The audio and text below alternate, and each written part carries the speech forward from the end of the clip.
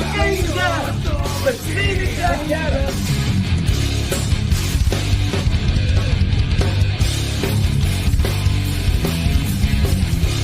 your eyes to a new world, which you never knew existed.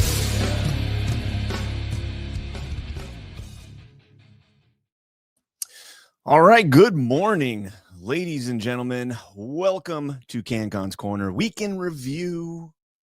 Sorry about last week. I think I told you guys that I was not going to be doing the show last week. I was in California for a retirement ceremony for one of the Marines I served with, and obviously was not able to do a show from over there. So here I am, second week of Weekend Review, and a lot to talk about, man. Holy crap.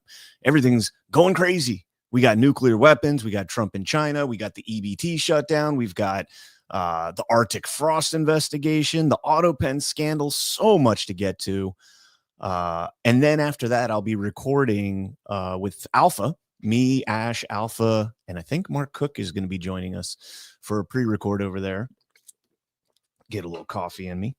All right, ladies and gentlemen, I want to jump right into it, and it's really difficult for me to kind of decide where to start today because there's literally so much out there. Let's start with the SNAP benefits, because that is something that everybody is kind of not everybody. I shouldn't say everybody.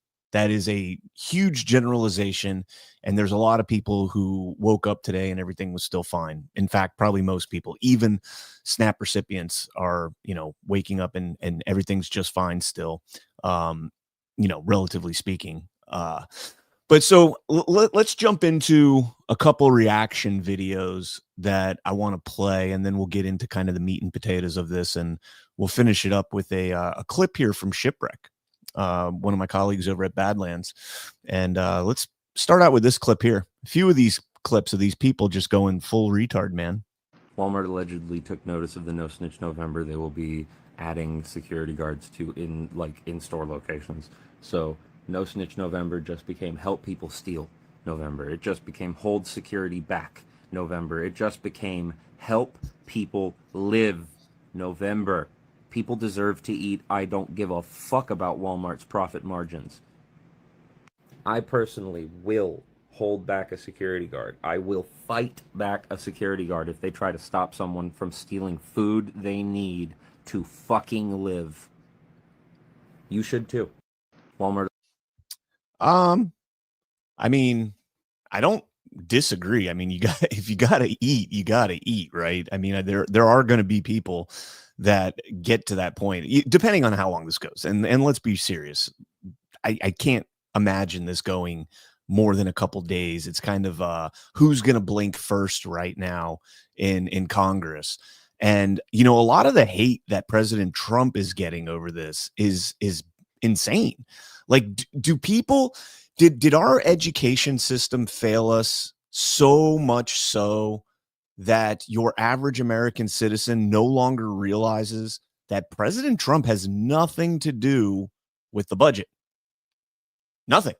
The only time President Trump has anything to do with the budget, I'm talking about the bill, not, allocations and all that stuff. The only time he ever has anything to do with the budget is when it comes across his desk. I mean, to say that, President Trump, yeah, he's the leader of the Republican Party, and probably 80% of the establishment Republicans still seated in Washington, D.C. hate him. So to say that he has influence, I mean, he doesn't have as much influence over this type of thing. Of course, they're going to go out and they're going to say, oh, yeah, we're strong with President Trump. All the Republicans have passed this bill. Every last Republican has voted for this bill. And in secret, they're like, yo, Dems, we got to shut this shit down, man. Like, this guy's crazy. They've been pushing a back against him since day one, going back to Rand Paul. Paul Ryan, when he was Speaker of the House in Trump's first term, when he led the Congress and could get absolutely nothing done, an absolute travesty what they've done to him. So you have a lot of these people who are putting this blame squarely on President Trump, not realizing that everybody in the Republican Party, whether they, are actually behind this or not, have passed the bill. The only thing holding this back is about 7 Democrats. There's 53 Republican votes in favor in the Senate. There's 7 Democrats who are keeping it from getting to that majority that it needs to be. Well, the 60 vote majority, not the 50 vote, a simple majority. Now, President Trump did truth out over the week. I think it was yesterday, actually, about eliminating the filibuster. And I hate, there's nothing more that I hate than when you stand on principles. And I'm not saying President Trump is doing this. I'm saying in general, the GOP does this. And I think President Trump is kind of shining a light on the hypocrisy of the whole thing. When you are so adamantly against something when it's not going to benefit you, and then when you need it to accomplish your ends and means, then all of a sudden you're in favor of it. Like, yeah, that's a great idea. Let's end the filibuster. Democrats have been saying that for 8 years, 12 years, maybe longer. Let's end the filibuster because they want to pack the Supreme Court. They want to make D.C. and Puerto Rico states and get 4 more senators and however many more representatives they'll get for those areas, because they know that D.C. 98%, 96% Democrat. All right, allegedly. Same thing with Puerto Rico. Huge Democrat population down there. Allegedly. You see these things switch.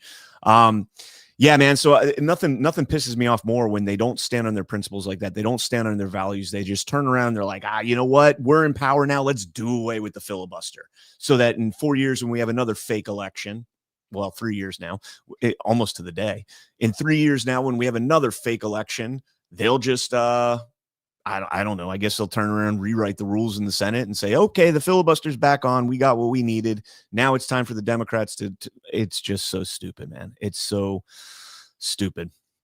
Let's keep moving. I want to play this clip here. So I played this one on, I think, Friday's show. I cannot believe that this is the actual level of stupidity that we're at as human beings right now. Y'all may call me cold-hearted for this, but if I knew this was the situation that my children were going to have to grow up in, I would have aborted them as soon as I found out I was pregnant. I mean, that is just a really shocking statement for this woman to make. And I don't know where to go with this. My first response was, holy crap, you found somebody that was going to knock you up? Just throwing that out there. But then after that, like, can you imagine how ugly of a human being you would have to be to even have that thought cross your mind? When I was growing up, we were not at all well off. I mean, my dad worked his freaking ass off from sunup long into the night. You know, if he wasn't out there physically working, he was in his office putting proposals together, drawing he's a landscaper, so drawing out, designing and all that stuff, sitting there drawing out bids and just working around the clock. Now he's much better off now, significantly better off now. But to hear him, like, if something like this were happening, first off, we never had any government assistance growing up. Didn't need it. Once upon a time, Americans were proud, and that would have been like shameful. And that's part of the problem with EBT. We'll get into that. But to be able to have that creep into your mind that because I am having my government assistance taken away from me, I wish that I had aborted my children. I mean, that is another level right there. I mean, she should probably have her children taken away and given to a family that is going to, love them. I'm speechless at that. Let's play this one here. This one, the enemy of my enemy is my friend. I don't know. She's got a point here, kind of. What if we just I don't know. What if we just overthrow the I don't know. I don't want to say the big G word, but what if we just what if we do something about that? What if we all come together and decide that, hey, we can actually do something about that because people have actually done things about that in history before. What, I mean, you like paying rent? You like that shitty ass job? No? Aw. You like what's happening to people right now in the world? Getting taken up out their neighborhoods? No? Aw. If only we would do something together. I mean, you got the same motivation to the end there. Our government is absolutely useless. Our government is beyond useless. And when I'm saying our government, I am mostly talking about Congress, the judiciary to an extent, to a degree. I believe that our district courts have gone woefully, they're too far gone. I still have a little bit of faith in the appellate process and the Supreme Court. Not much, but Congress is absolutely feckless. Can anybody in the chat, just anybody in the chat, name one thing in the last 8 years that Congress has done that you're like, damn, that was a really, really smart move. We're $38 trillion in debt. The government's shut down right now. We're still paying taxes, though. We're still paying taxes. Government shut down. We're still paying taxes. That brings me to this one. Let me play this. Somebody tell me in the chat what government has done to benefit us in the last 8 years. Just let me know, and after this clip, I'll read through. They're defunding all the programs. Why are we paying taxes? If they're defunding all of the programs, why are we paying taxes? If they're defunding all the programs, what are the taxes for? I mean, she's not wrong. Again, you know, if they're defunding all the programs, what are the taxes for? Well, we're $38 trillion in debt. We have to get out of that debt. I mean, personally, I don't think I have any responsibility to that. I'm not the one who went crazy spending. If Walmart were to go out of business, so the government is a business, de facto business. We are the customers. We are a captured customer base. We have to pay our taxes, allegedly. We have to pay our taxes, and therefore they have a customer that no matter what they do, we are beholden to them. We cannot get away from that. That's first off, that's called indentured servitude. That is called being a slave, ultimately. If we are working to pay an entity that we do not believe is working in our best interest anymore, it's shut down right now. It's $38 trillion in debt. It is woefully inadequate. And they are not doing anything to try and fix it. That's the problem. This is a come to Jesus moment, guys. This is a moment in our history where the far left, who has been, the anti-fascists and all that, pushing back. Now, the problem is they look at it specifically as it's President Trump and nothing else. They don't have much of a periphery beyond President Trump. They don't look beyond that. We are looking at it as President Trump understands this as a businessman. He's going in trying to fix it. And the things that he's doing are things that have needed to be done for a long time. Re-onshoring business, reciprocal tariffs, balancing that out, bringing production and productivity back to the United States, the rare earth metals coming back to the United States. He was just over in China. China's now going to commit to buy more soybeans and sorghum and all these, farm products from the United States. He's negotiating these trade deals. Before it was just, well, hey, we're the United States of America. We charge 20% tax to all of our constituents, and therefore we have an unlimited supply of money. And oh, by the way, if we ever run out of money from them, we just go to the Federal Reserve and we ask them to print some more money for us, and then we can go and buy whatever the hell we want from all you guys. You guys are the outsourced labor. We'll bring it all in here dirt cheap, and we'll sell it to these Americans. It'll break down and all this other shit. It's an absolutely fucked up system to the core. But yet, what alternative do we have? We can't vote our way out of this. Elections are fake. Elections are utterly fake. You will never vote your way out if your vote doesn't count the way that it's supposed to count, and there's no transparency in the process behind voting. And if there's too much money in the process behind voting, two things that absolutely have to be fixed. I just these people, they just irk the shit out of me. Let me look in the chat real quick and take a breather. I get fired up. Let's see. Anybody with one good thing that Congress has done? Let's see. I don't see anybody on Rumble. Nope, nothing on Rumble. The Stinge 68 games, they have not done anything smart in 40 years. Yeah, 1985. I can't even remember the last smart thing Congress did. The only thing Congress ever does is give themselves more power. That's it.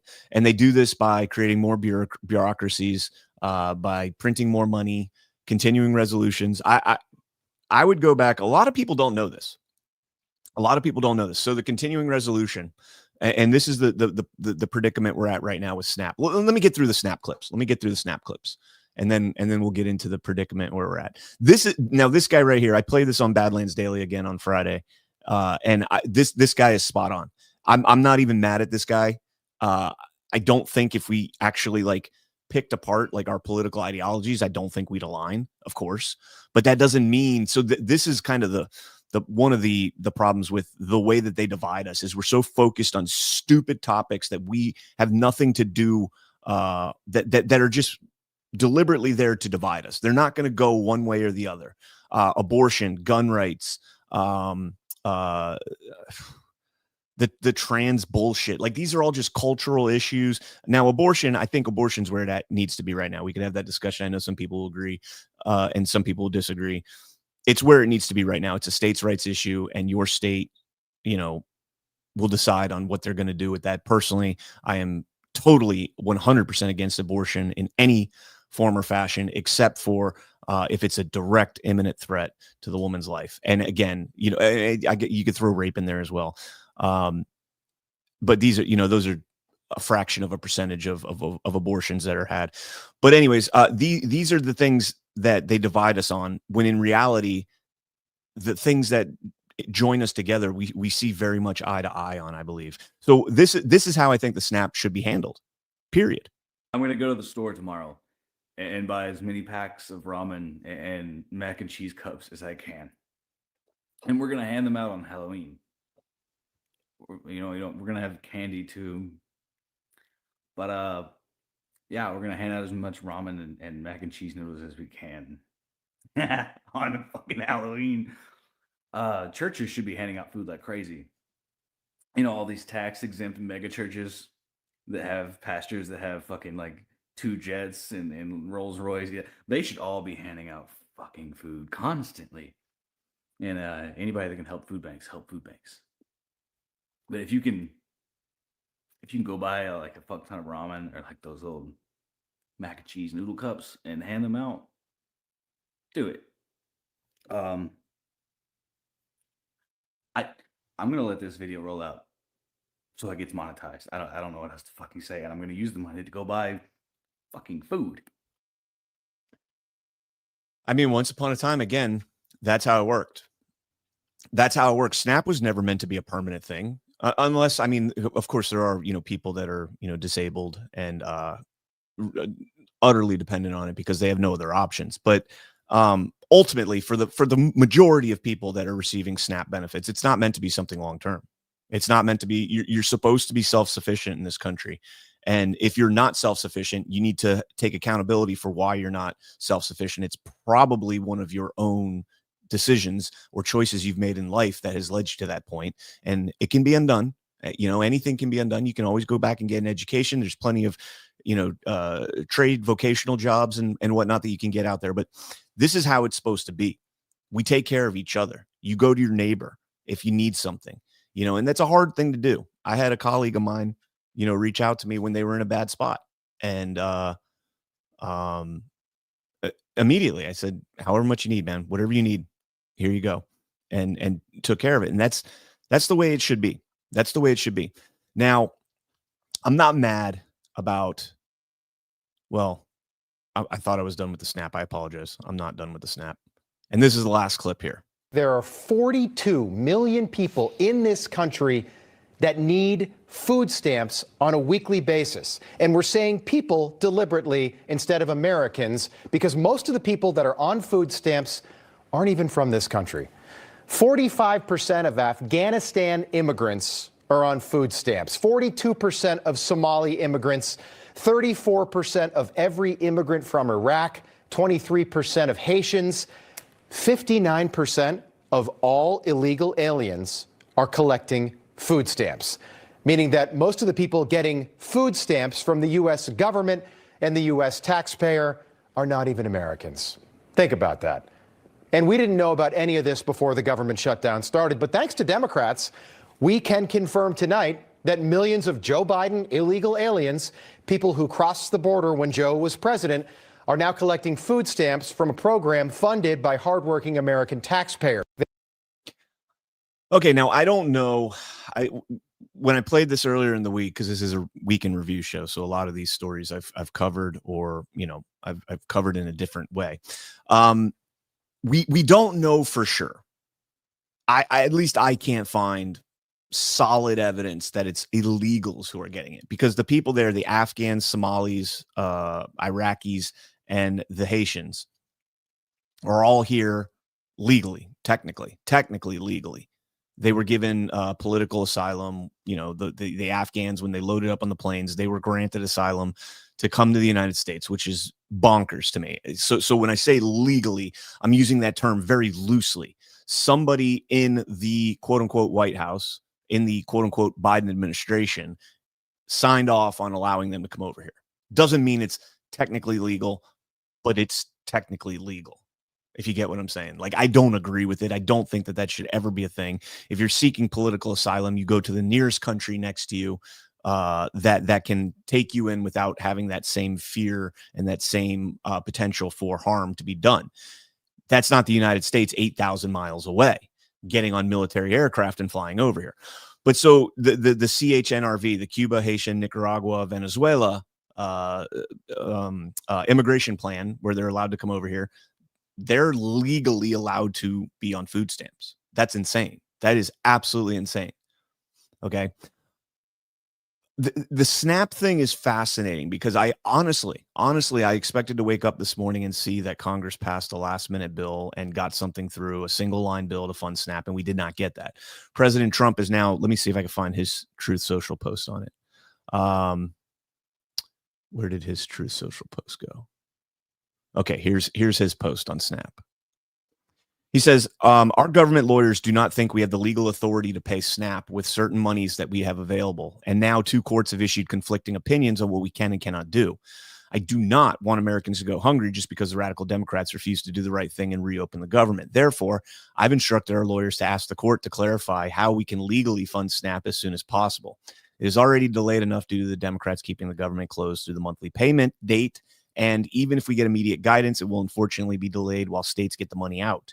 If we are given the appropriate legal direction by the court, it will be my honor to provide the funding, just like I did with military and law enforcement pay. The Democrats should quit this charade where they hurt people for their own political reasons and immediately reopen the government. If you use SNAP benefits, call the Senate Democrats and tell them to reopen the government now. Here's crying Chuck Schumer's office number, 202-224-6542. I hope they heed that advice. I really do. I think it was Alpha, one of my co-hosts on Badlands Daily, that said earlier this week, I think it was on Tuesday. No, it was on Thursday. That wouldn't it be something if President Trump took the tariff money that we got, like $250 billion surplus in tariff revenue, and allocated that to help SNAP? Wouldn't that be something? SNAP is one of those things that, like, it's another one of those talking points where they divide people on over, right? And it's divisive because it directly affects our fellow American citizens that are using SNAP, and whether or not we agree or disagree with them using it, the fact of the matter is that the government has created a parasitic relationship where these people are now dependent on the government for that funding. I don't blame the people. I blame the government for ever allowing it to get to that point.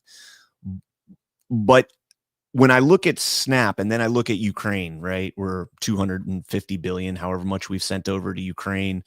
When I look at, the funding that we send to Israel, to Pakistan, to India, like we just sent, 40 billion. Well, that's kind of nuanced. It's 20 billion that we actually sent to Argentina, and then 20 billion from private investors and capital as an investment into Argentina. But either way, we're still allocating funding down there, and there's a potential return on investment, but it's not necessarily a guarantee. So if we're going to have money going out like that overseas, and yet they're keeping us bitching at each other over money being spent within our own borders on American citizens, I want the overseas stuff gone first. Like, I'm just throwing that out there. And I know this isn't exactly popular with, the Republican conservatism. I would much rather feed American citizens than send money to Ukraine, or send money to Israel, or send money to Pakistan, or send money to Argentina, or send money to any of these, third world countries that we've been sending money to, and doing most of that in order to implement regime change and keep regimes favorable to us, so we could continue to take advantage of cheap labor and resources, and manipulate, the populations in those countries in order to empower the oligarchs to remain where we want them. That's what we do. We go over there. If you've never read Confessions of an Economic Hitman, you absolutely need to read that book. This is what we do. We send in, assets to these countries. We manipulate them. We overthrow them. We give them money. We prop up, an elitist, noblest class. And then everybody in that country becomes indentured servitudes, slaves to their oligarchs, who then sell all their products over to us, and we get fat and happy on cheap products. And meanwhile, we have no productivity in this country. And so it's not easy to find, the quality jobs that are out there. All of our jobs nowadays are almost entirely service, right? That's all we do, is we service each other. I know that it sounds kind of crazy, but so the SNAP thing, I've gone 30 minutes on SNAP alone. The SNAP thing is not something that bothers me as much. I do think that the program needs massive reforms. And ironically, today is the day that President Trump's work requirements kick in for SNAP from the one big beautiful bill. Today's the day that they kick in. So maybe we see like a dump bucket, right? Just dump all the SNAP people out. Afuera. Javier Milei. Afuera. Dump them all out. Make them re-register. Make them show proof of citizenship. You have to be a U.S. citizen in order to receive SNAP benefits. Make them comply with the work requirements. You have to be looking for work, volunteering. I don't know the specific ins and outs of it. And the other thing I would really like to see is get rid of this debit card thing. Get rid of this debit card thing. Go back to food stamps. And if you are going to have the debit card, this debit card needs to be, you need to have your ID checked. I'm not talking about a PIN number. Okay. I got kind of a couple people mad at me the other day because I said you can go and see these transactions take place on EBT cards, where people will go to Walmart, Costco, Publix, the grocery store, and load their cart with whatever they want, go outside and hand it off to somebody else, or just give the card to somebody else and tell them, yeah, go ahead and use my card. My PIN's 1, 2, 3, 4, whatever the case might be. And they take that. Oh, I've got $3,000 cash on my EBT card. Give me $1,500 and you can buy whatever you want to buy. That needs to go away. The ability to buy, shit food, right? There's a tweet here. Where'd it go?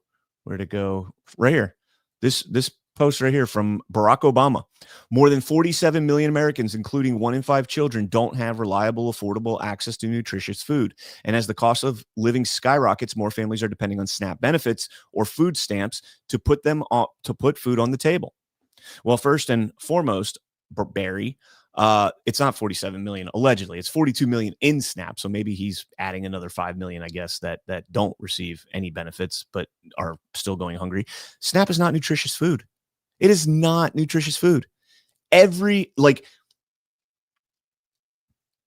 it's EBT, a TikTok, Shipwreck on X have been documenting this type of stuff. There's a lot of libs of TikTok, I think, has put some out there.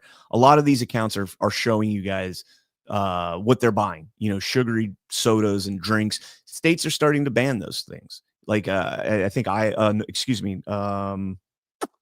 was Nebraska was the first state to ban it. And now there's I think 13 other states, or was it 26? I'm not sure. They're almost exclusively Republican-led states that are now banning being able to buy certain things, soda, energy drinks, snack, like sugary snacks and stuff.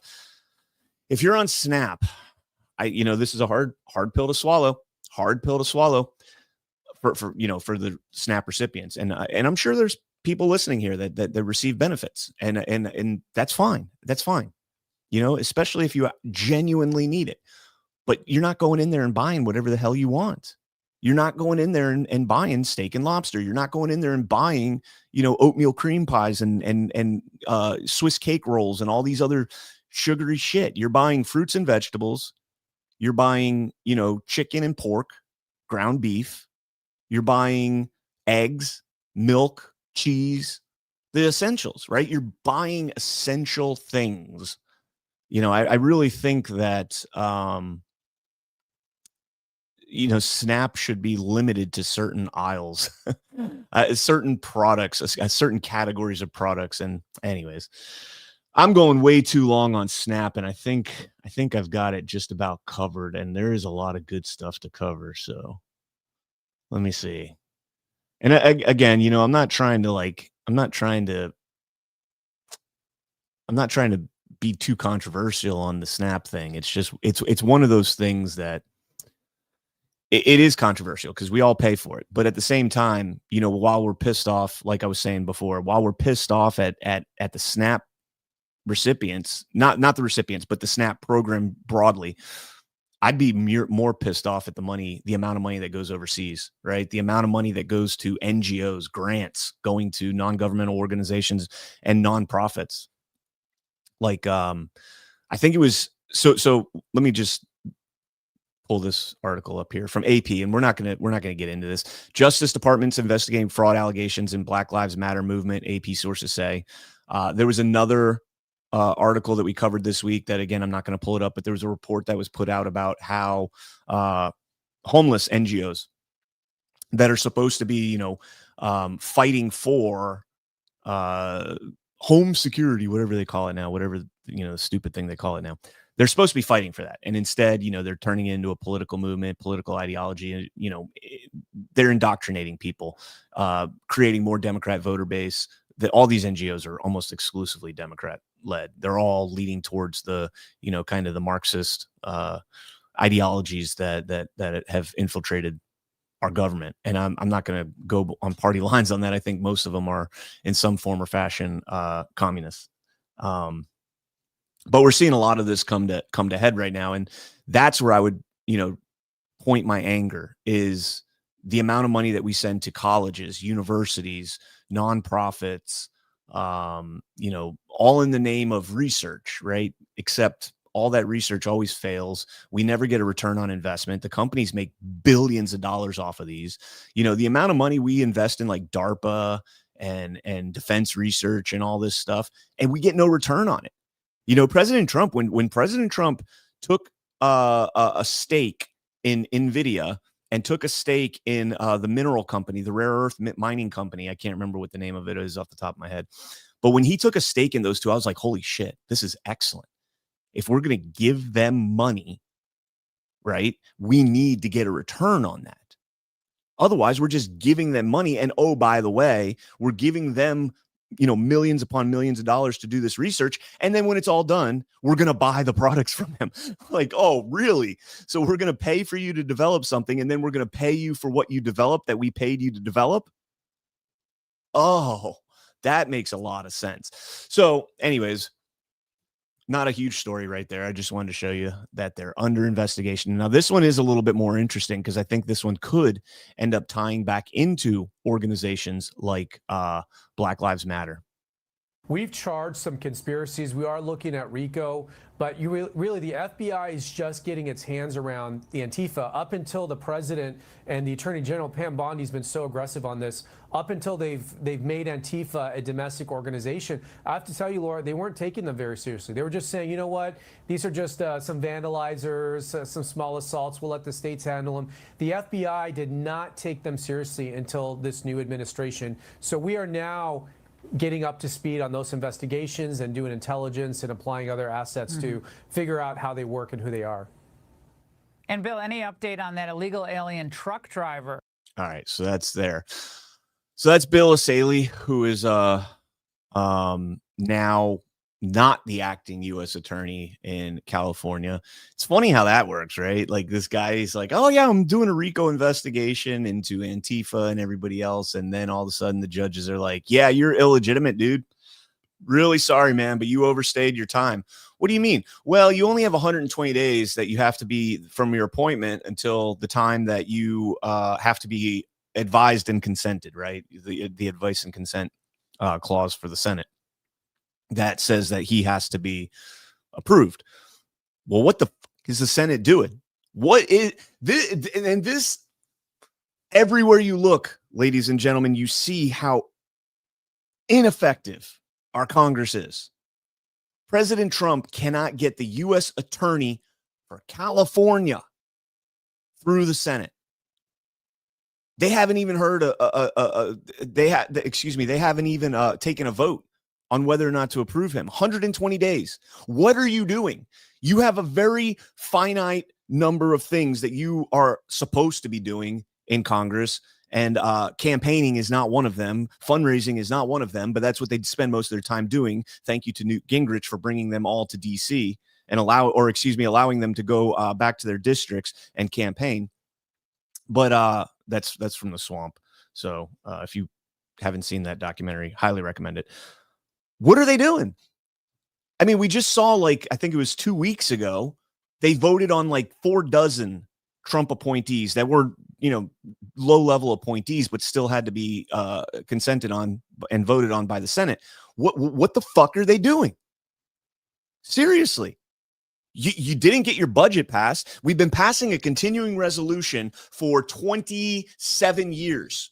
For 27 years, we've been taking the same exact continuing resolution and just adding a little more here and there until it just gets so bloated that we're $38 trillion in debt. What are you doing? Senate, I'm asking you, what are you doing? Why is Bill O'Reilly not confirmed yet? Why is so many Trump nominees not confirmed yet? Why are we having a debate about whether or not the attorney general can reappoint the same person to the appointment until they get approved as the appointed U.S. attorney, acting U.S. attorney? And then the other question is, why are these federal district court judges that are the ones that technically by law get to appoint somebody if they're not confirmed by the Senate in enough time, they get to appoint somebody until the Senate appoints the initial person? And I talked about this during the week. If you go and look historically at the number of times that that's happened and how the outcome goes, they almost always say, hey, this guy's time expired. He's not allowed to stay here under your appointment anymore, but now it's our turn to appoint somebody. So just, for peace and prosperity, we're just going to go ahead and reappoint that same person and give you the agenda that you were elected to do. District court judges are not elected. Okay. Bill O'Reilly, he's not elected either, but he's appointed by the man who was just elected to implement his agenda. This system is so broken, man. So broken. All right, let's see. Where do we want to go next? Apologize. I get off on these like tangents and like I got to bring myself back sometimes because I just go off and I'm going the wrong direction when I need to be going. All right, let's get into Arctic frost. I think this is one of the coolest stories because of the name, Arctic frost. Gotta love it, right? Man, I went way longer on that stuff than I was supposed to, so I want to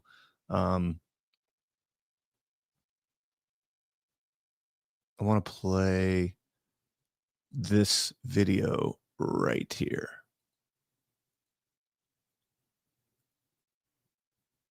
A 197 subpoenas were issued by Jack Smith and his team.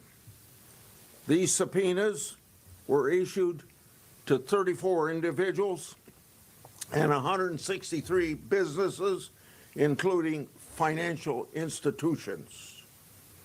And one of the points of contact on many of these subpoenas was that person I previously named, Special Agent Walter Giardino.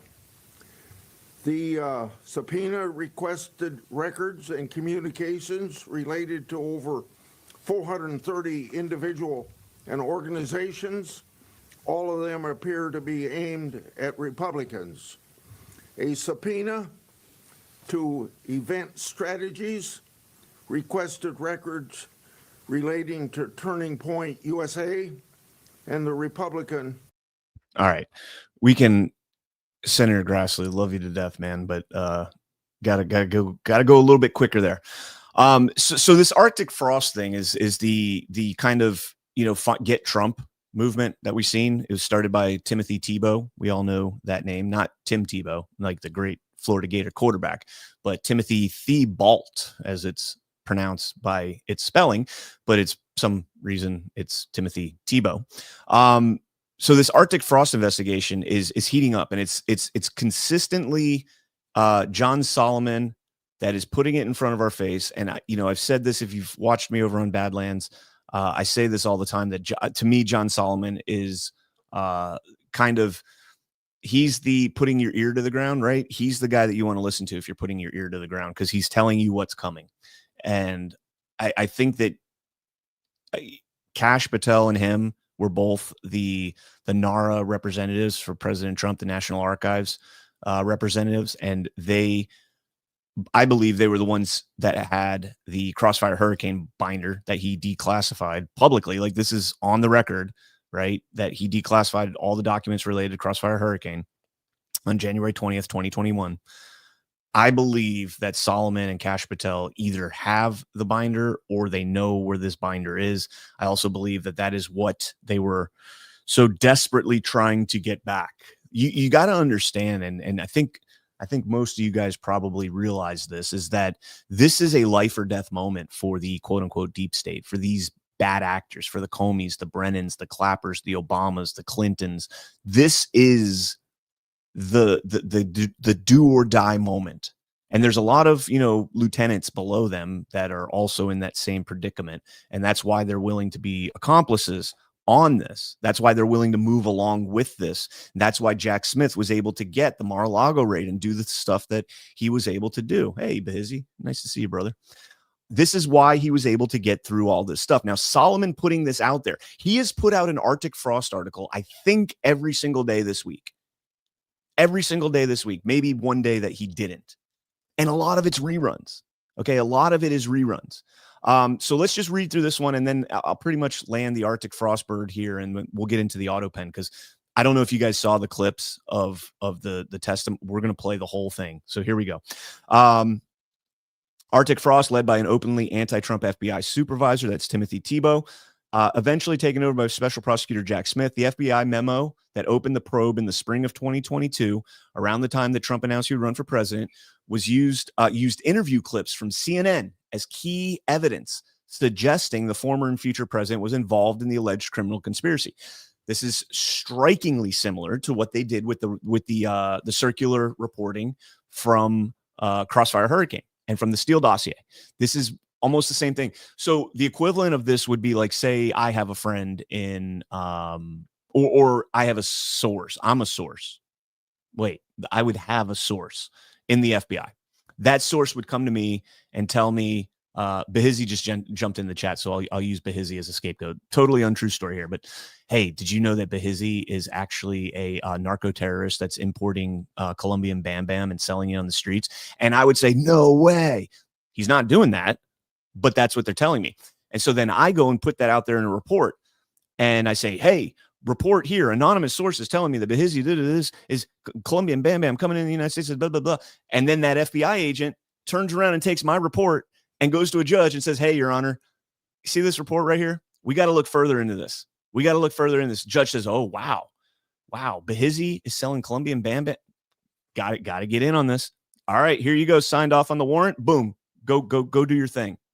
I mean, it's a little more complicated than that, but that's what they do. They feed the news information, the news reports it, and then they take that information as, completely separated, not related to them, and say, hey, look, this is their independent investigation. We need to look into this further. Can we get a warrant for this? Can we get a FISA tap for it? Which, by the way, the FISA thing, did you see Byron Donalds?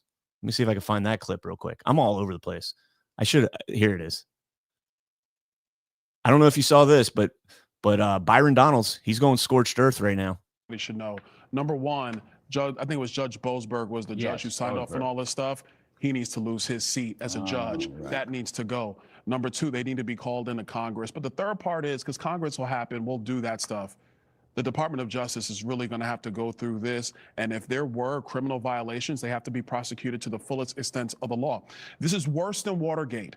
As much as everybody wants to talk about Watergate and everything around Richard Nixon, this is significantly worse because while they were using the judicial system to go after their political rival, they were also in the background protecting Joe Biden from the American people with the auto pen investigation and then silencing the American people through social media, strong-arming media companies to silence the voices of Americans. This is the most corrupt presidential administration, the Biden administration, in the history of our country. Heads need to roll.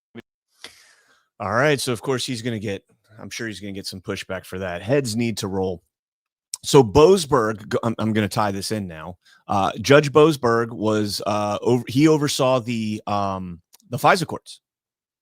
He oversaw the FISA courts.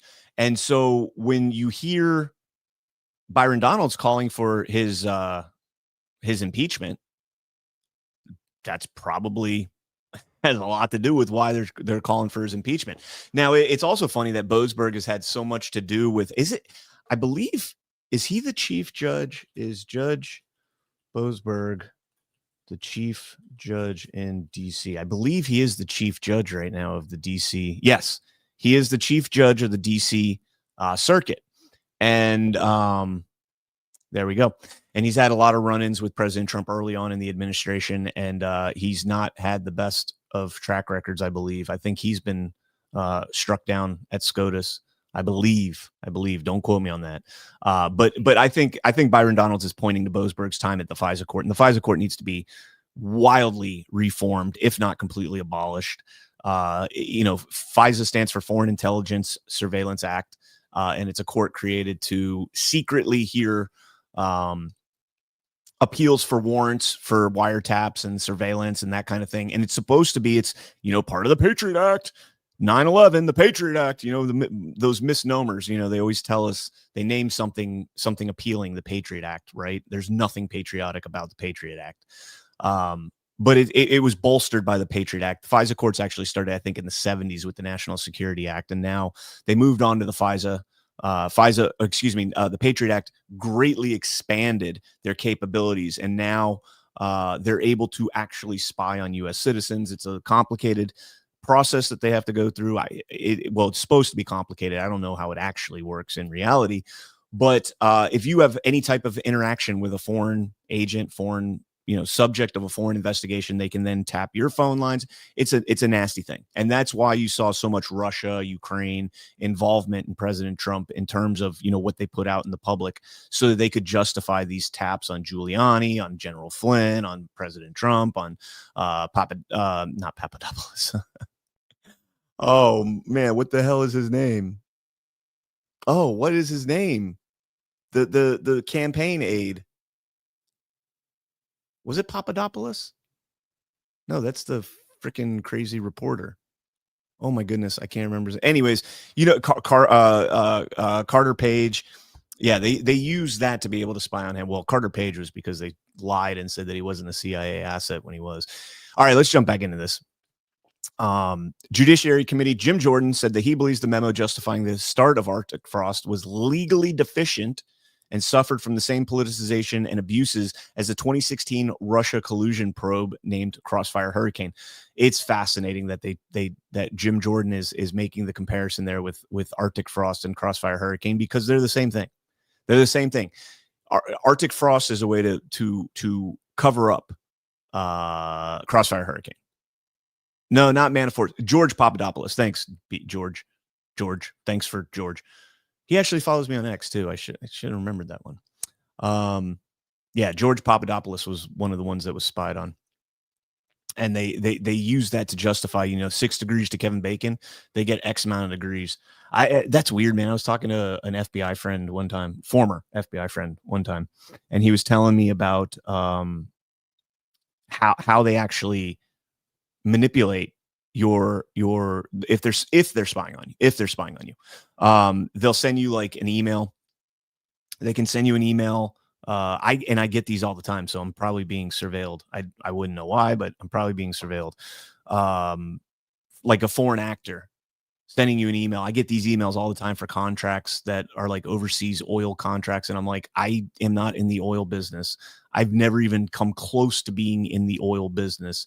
I have nothing to do with the oil business. If somebody has an LLC opened in the oil industry and they're using my name and likeness, please let me know, because I would like a little compensation for using my name, but I have nothing to do with it. But if I open that email, or if I even have it in my inbox, they can spy on me.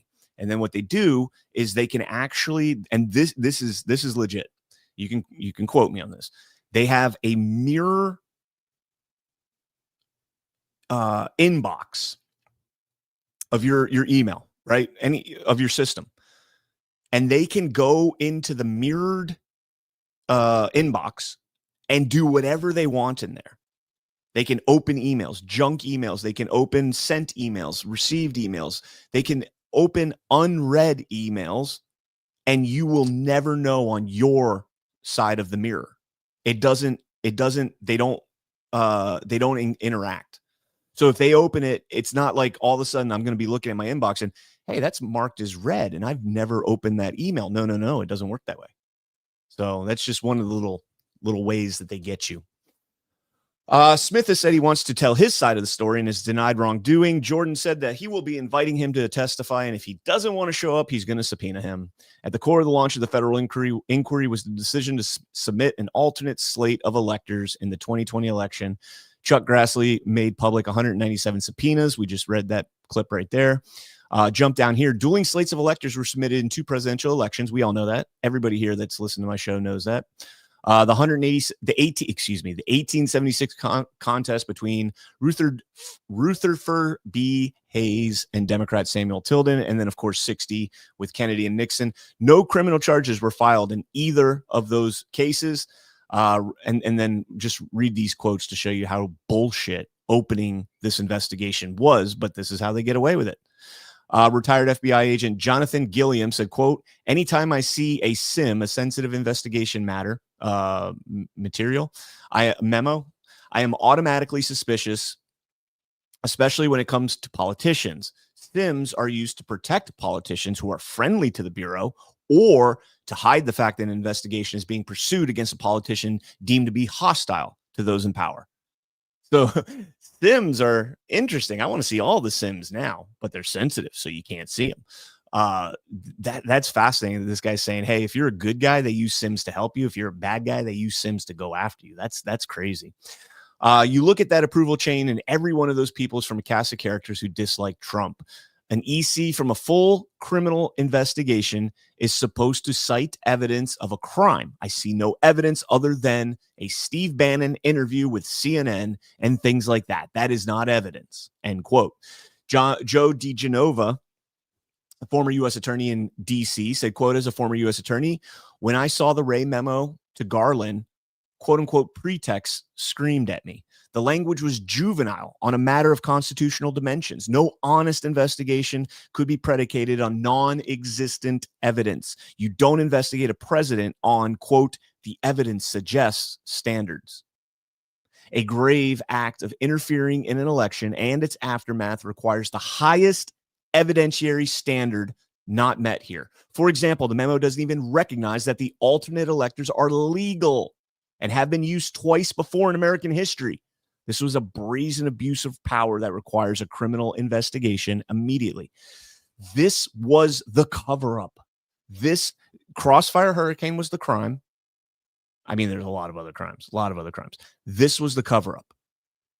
Remember, 2016, he was not supposed to win. She was never supposed to lose.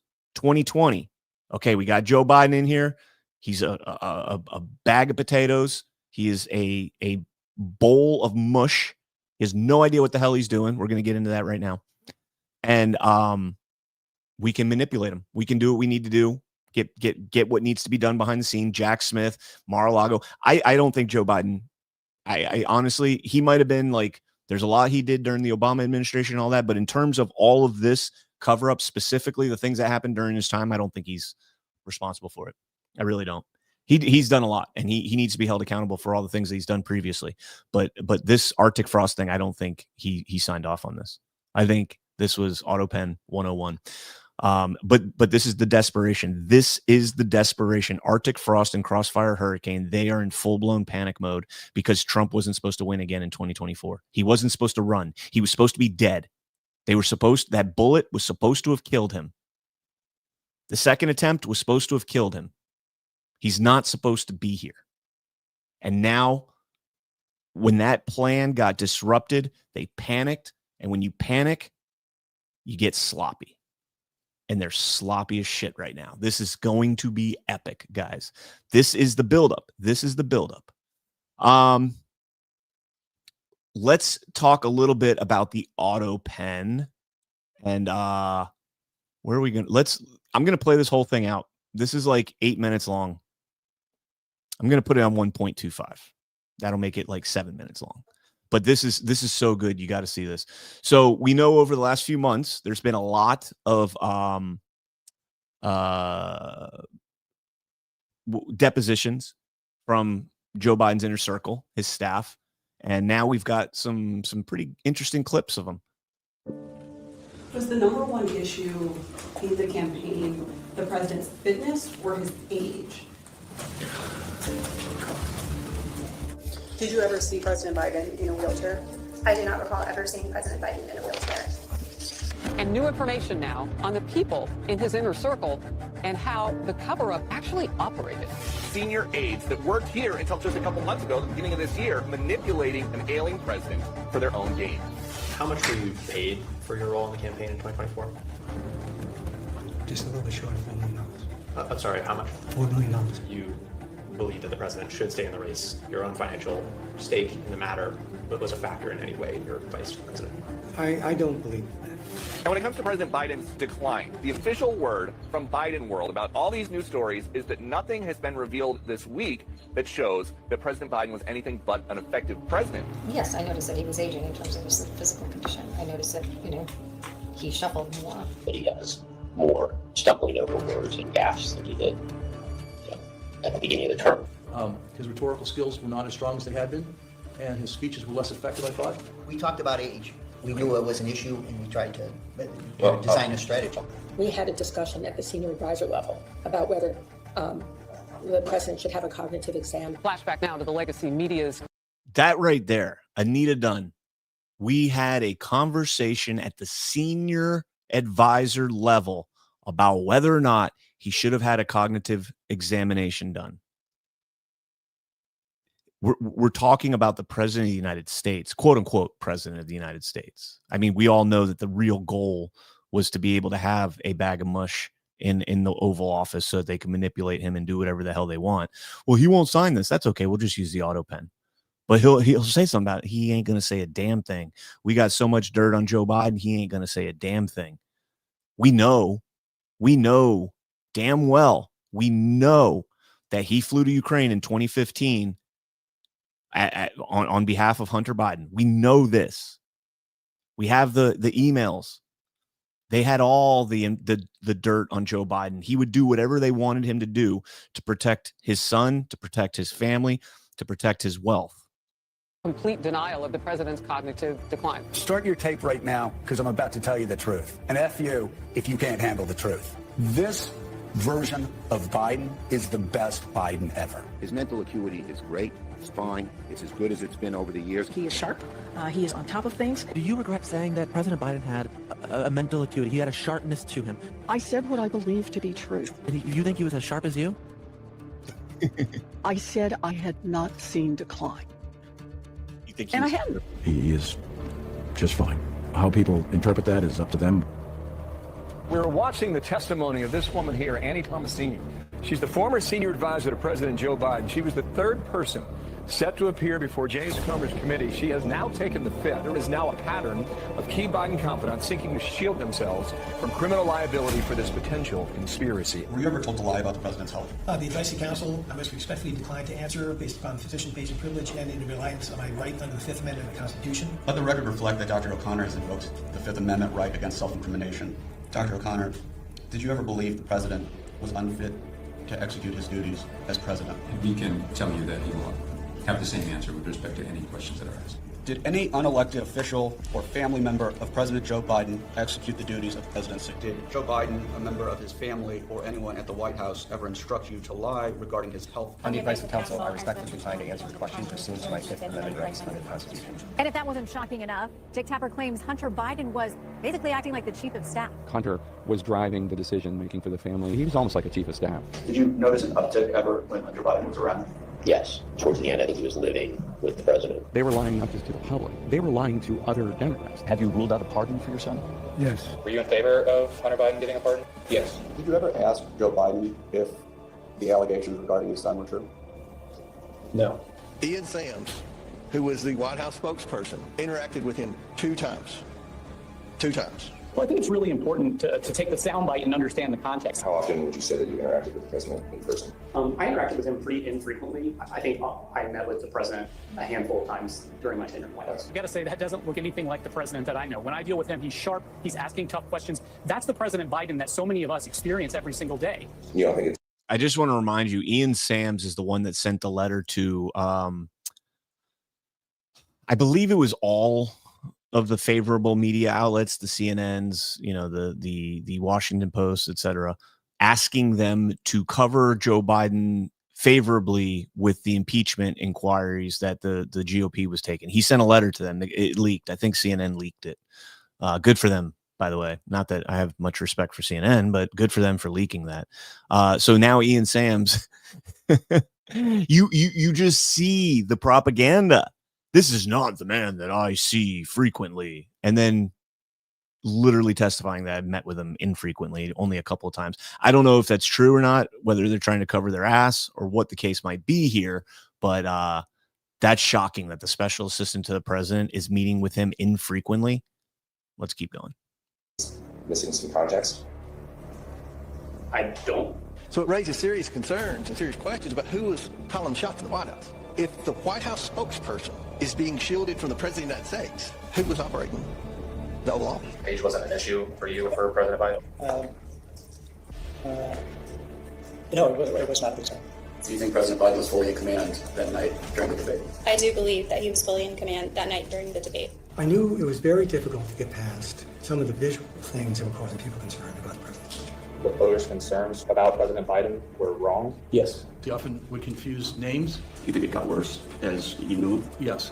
Are you sure you're being honest with yourself when you say you have the mental and physical capacity to serve another 4 years? Yes, I am. I did not have the experience that it took him longer to answer a simple question. He could stumble. He was stumbling so physically.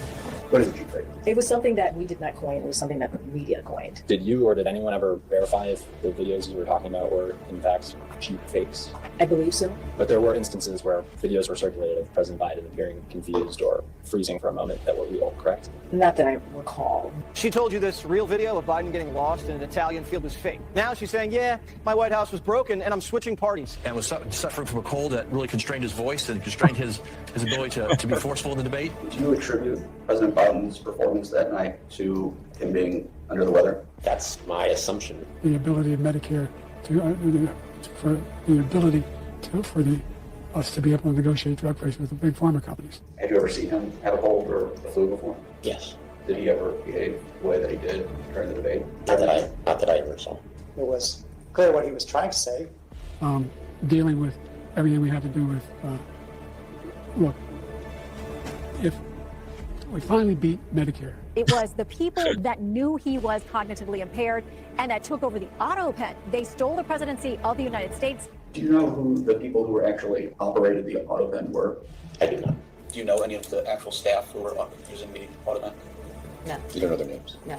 Have you never seen a decision memo laying out the breakdown of when the president should hand sign a particular set of documents? Not prior to prep. Did he hand sign all executive orders? He did not. He hand signed many executive orders, but he did not hand sign all executive orders. Can you read your response? I approve the use of the auto pen for the execution of all the following pardons. Thanks, JZ. Did you yourself write this email? I do not believe I did. That auto pen. I hereby approve. Let me play that clip. That might be one of the most important parts of this. All executive orders. Can you read your response? I approve the use of the auto pen for the execution of all the following pardons. Thanks, JZ. Did you And then he says he doesn't believe that he wrote that email. Neera Tanden has all but thrown him under the bus. I don't know if she's mentioned him by name yet or not, but Neera Tanden said that she would send out, the whatever it was that needed to be signed to the inner circle. The inner circle alleges that they gave it to Biden, got the approval, and then sent it back to Tanden. Tanden would, pass it on. She was Oval Office operations and would I guess I don't know if she was actually the one that used the auto pen, but it was a step in the approval process, and she had no idea whether or not Joe Biden was actually being told these things. Yourself write this email? I do not believe I did. That auto pen was used excessively, and yet no one can say for certain that Joe Biden was given the orders to use the auto pen. We've been pretty transparent from the very beginning with providing information as it occurs throughout this process. That we anticipated that her report was going to come out, and that we didn't feel an entire interview before the Super Bowl talking about classified documents was going to help the cause too much. I think you can question the validity and the legality of those pardons and executive orders, and that's huge. But the president is absolutely sharp, fit, on top of his game. So they're just making up lies to attack the president. But do you think his mental acuity had declined?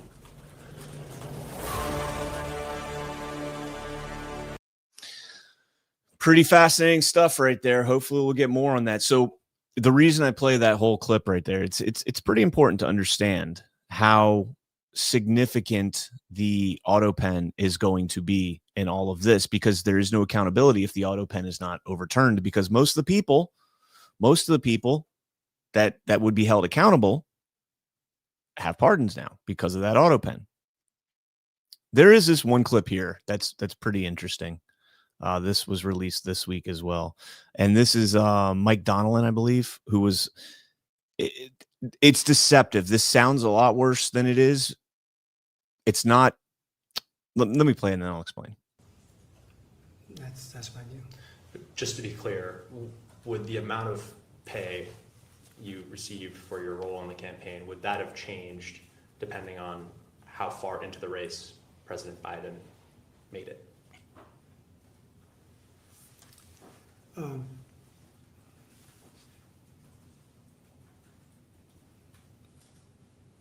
My sense is that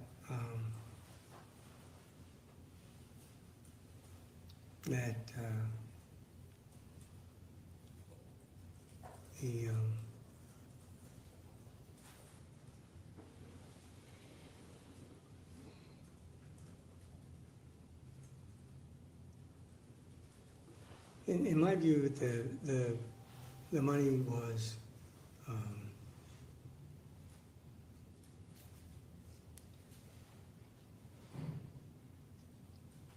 that it was a guarantee for the campaign that we had a negotiation, and that's my memory of the agreement. Would you have received a bonus depending on the way the campaign went? Was that a possibility?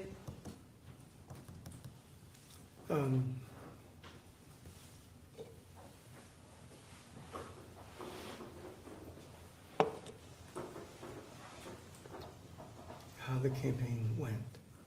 Were there any circumstances in which you would have received a bonus? Yes, it was. What were those circumstances? That Joe Biden would have been reelected president of the United States. What would the bonus have been?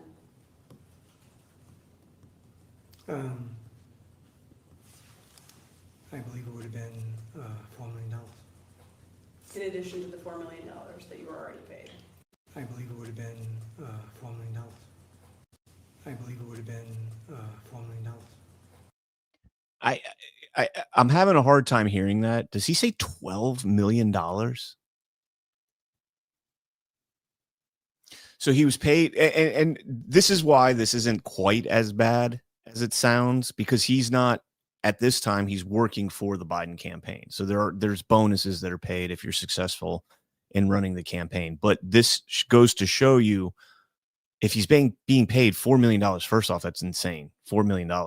But then on top of that, if there's a $12 million bonus, that's a lot of incentive to lie about his cognitive ability, to defraud the country, I think you're defrauding the country.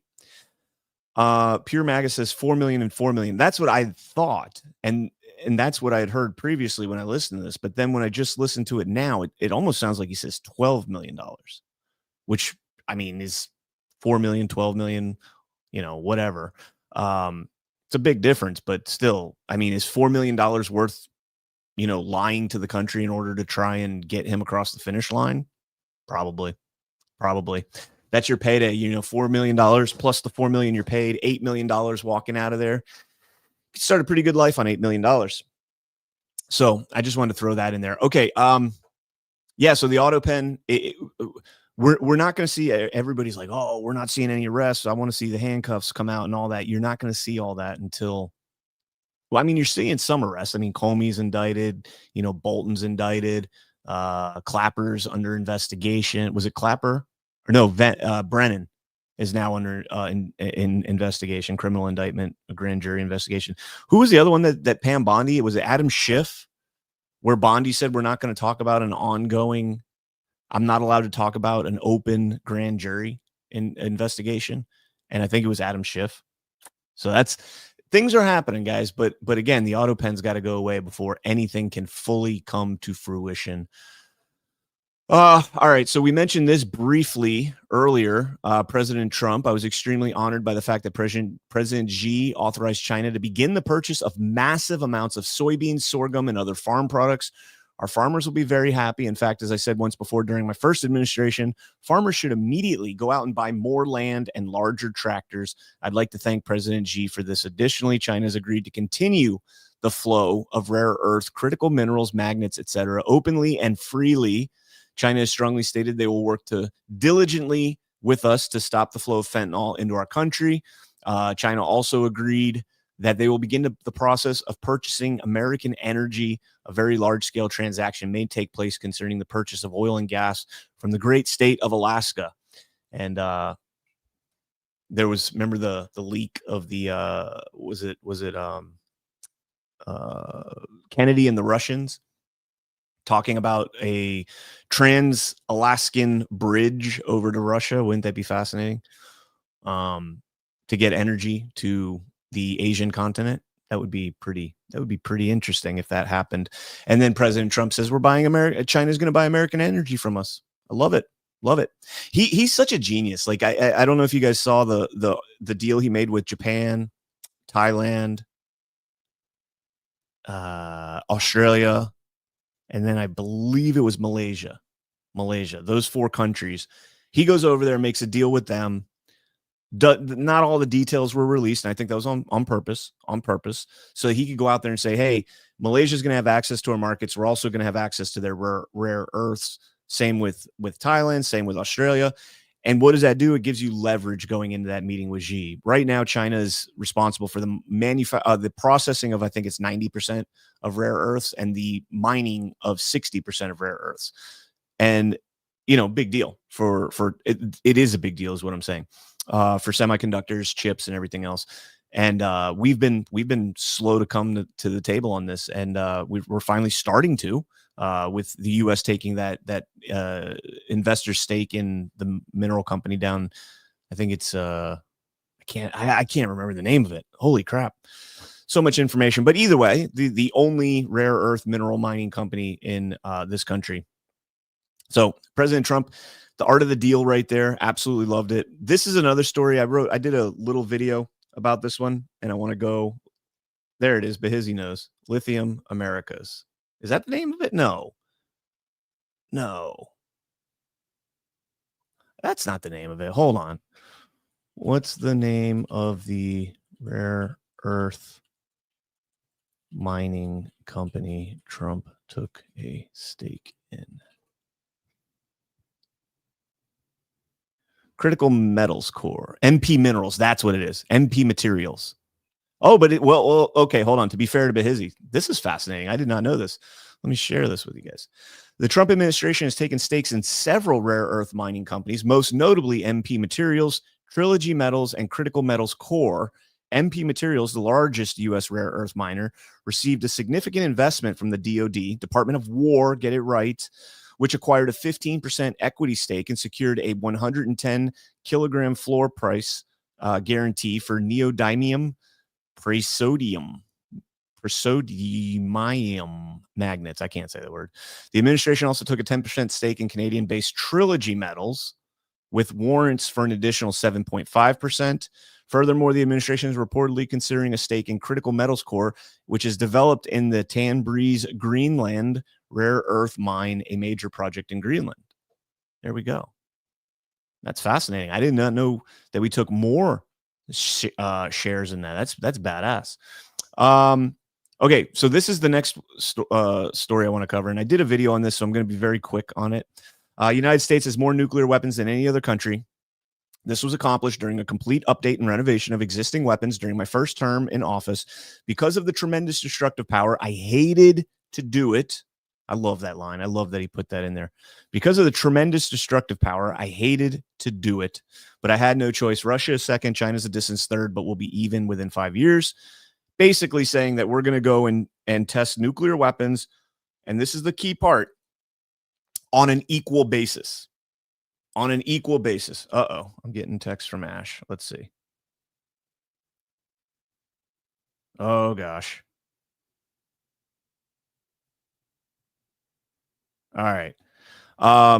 Should be good on that, Ash. I just have to check the Florida-Georgia game, see what time that's at.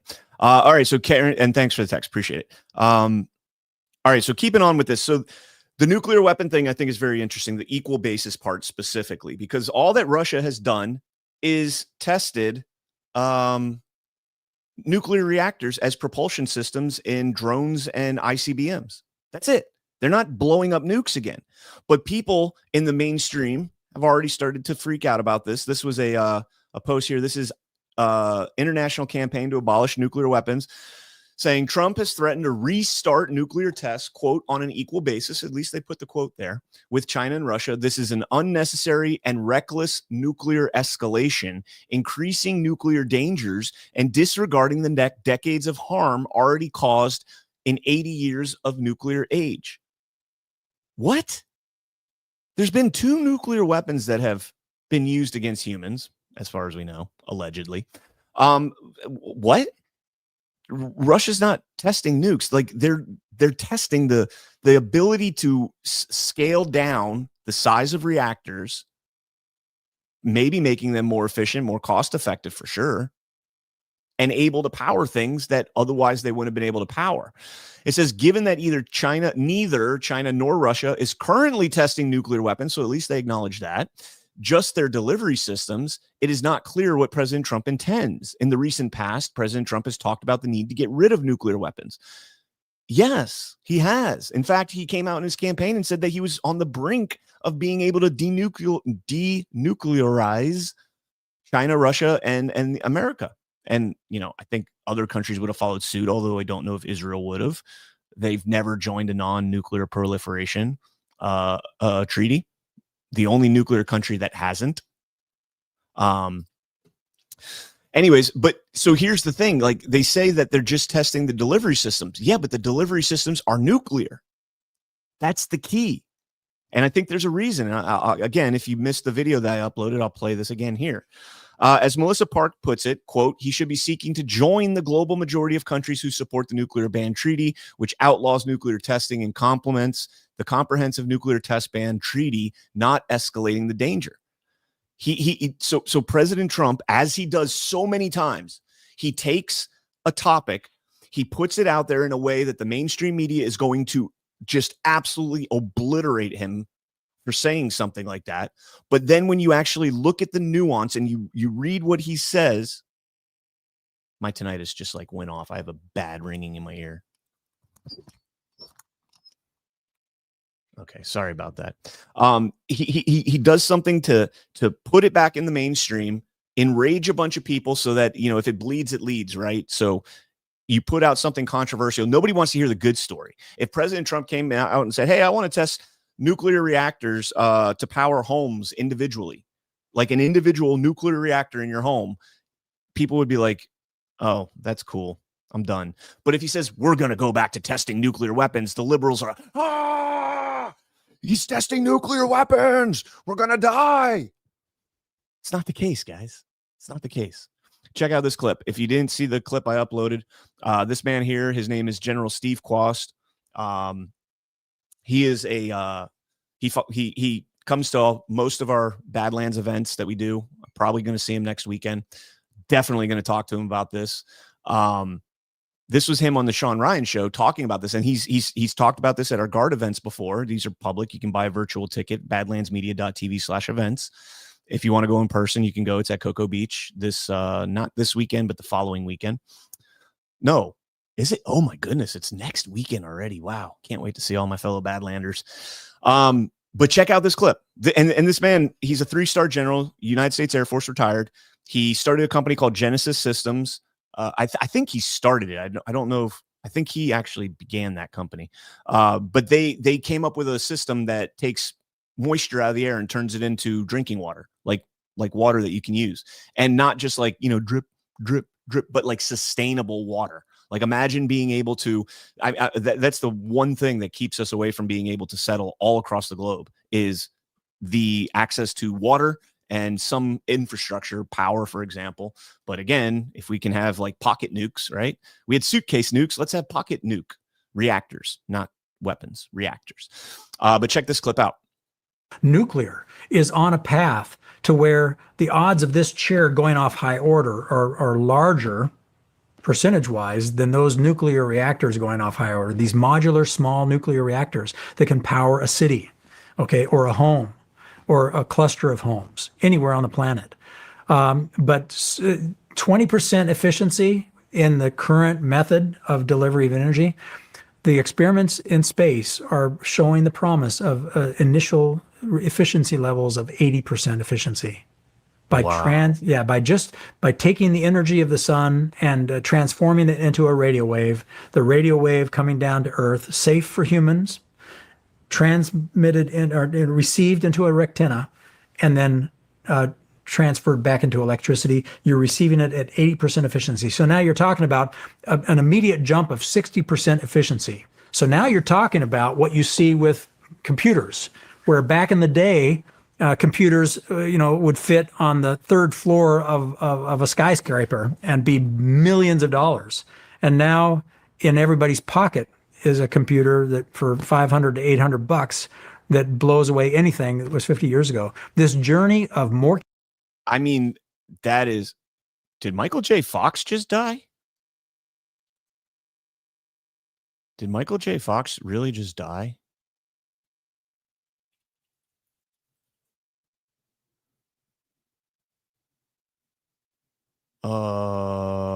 Wait.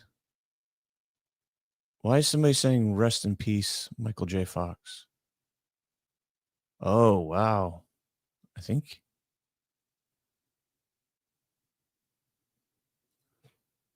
Hold on, guys.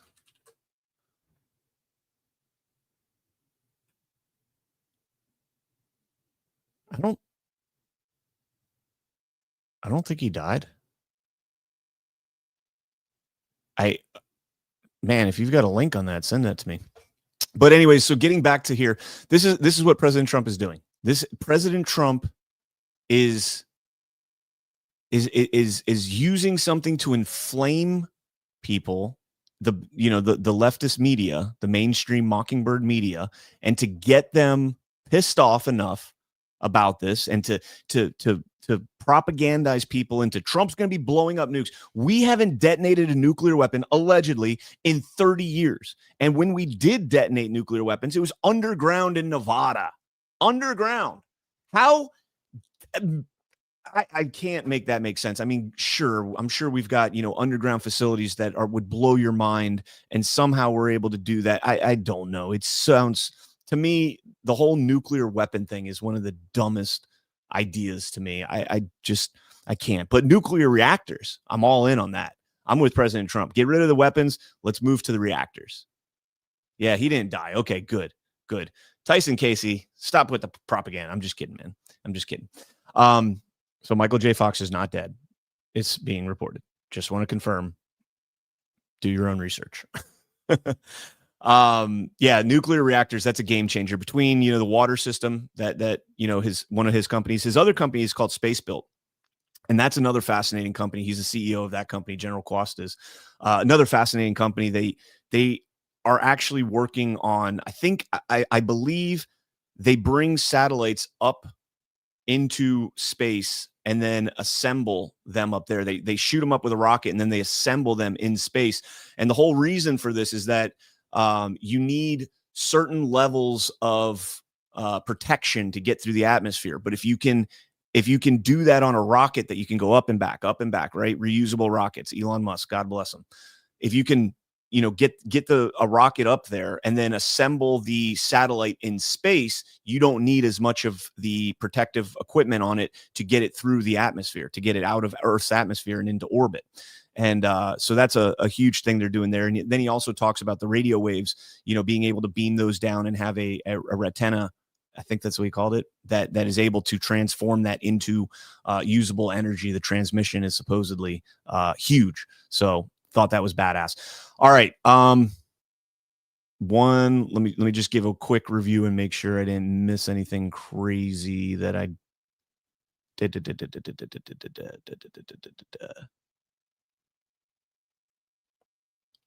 The Venezuela thing is pretty interesting.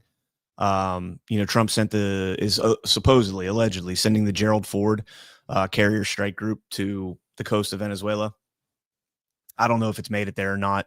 I don't think the Venezuela thing, if you guys watch Badlands, I'm with Ghost on this, with Gordon, that I believe most of that is pure propaganda. I think Maduro, I don't know that I'm entirely in on Maduro being a white hat, so to speak, but I definitely think that Maduro and even Petro in Gustavo Petro in Colombia, I think they're helping President Trump root out the intelligence operations that have gone on in that country to continue to allow the drug trade, which is a huge financial resource for the intelligence community, to continue to allow that to exist.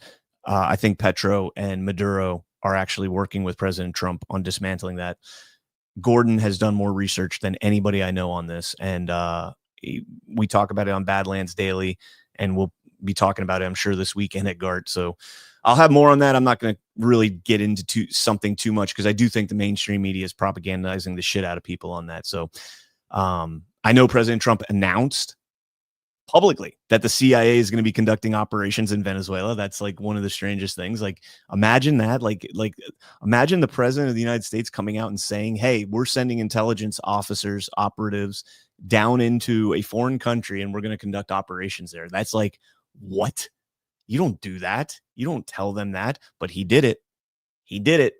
And then 3 days later, Venezuela's like, "Hey, we caught these CIA operators down here trying to plan a false flag attack where a plane was going to crash or something." I don't know.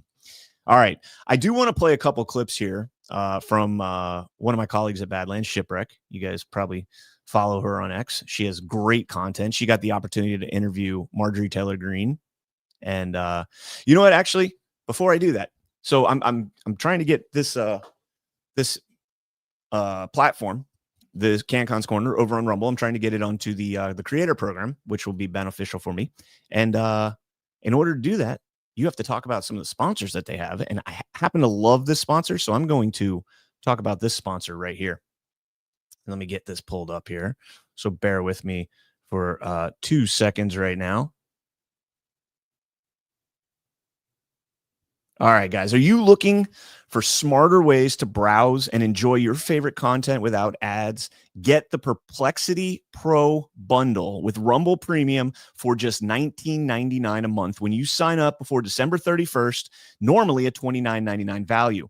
With Rumble Premium, you'll get an ad-free viewing experience and across all of your devices and access to exclusive premium content with no interruptions, just the videos and streams that you love anytime, anywhere. Plus, Perplexity Pro boosts your productivity with unlimited research, unlimited uploads, exclusive member perks, and access to the latest and most advanced AI models for faster, smarter answers every day. Save over 30% on this powerful bundle. Head to rumble.com/premium before December 31st to sign up and unlock your premium experience. All right. I love Perplexity, guys. I absolutely love Perplexity. I use Perplexity. I use their Common Assistant. It's a great AI tool. Now, I use a lot of AI. I'm not just exclusive to Perplexity, but that is my main AI large language that I use. Okay, so let's play these clips here. But so we found out about, back in the first Trump administration, we found out about fake news, right? That was a big fight. Fake news, CNN, all that stuff. And then we went through the Biden administration, and it was like, oh my God, the whole censorship regime of canceling people for being against COVID vaccines and mask mandates and lockdowns and on and on and on. But now we're moving into something, and I think you're at the tip of the spear, you and quite a few others. You guys have come up against something that is now being revealed, and that's the paid propaganda social media influencers. It's so gross. Which I think is bigger and more dangerous potentially. So that's bigger and more dangerous than like fake news CNN ever was, because they're everywhere. They're everywhere. And then what they do, what's dangerous about it, is they have all their propaganda talking points, and it's like a hive mind. It's like thousands of little bees, and they're all saying the same thing. So they're convincing the masses that they have to agree and believe this. Even not just the masses, but like the next generation, because a lot of these people are younger. They're in that early 30s, late 20s range. All those kids that went to the Israel meeting and met with Netanyahu, they're young kids. They're targeting like my kids, like your kids. And your kid, Lauren, came out with a gender.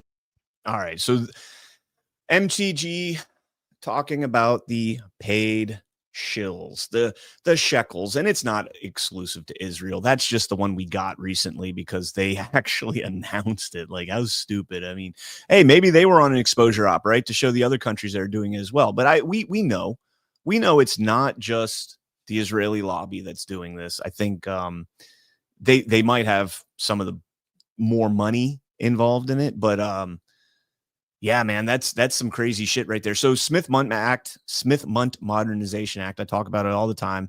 1947, our government said you can propagandize foreign countries with American exceptionalism in order to continue our imperialistic quest.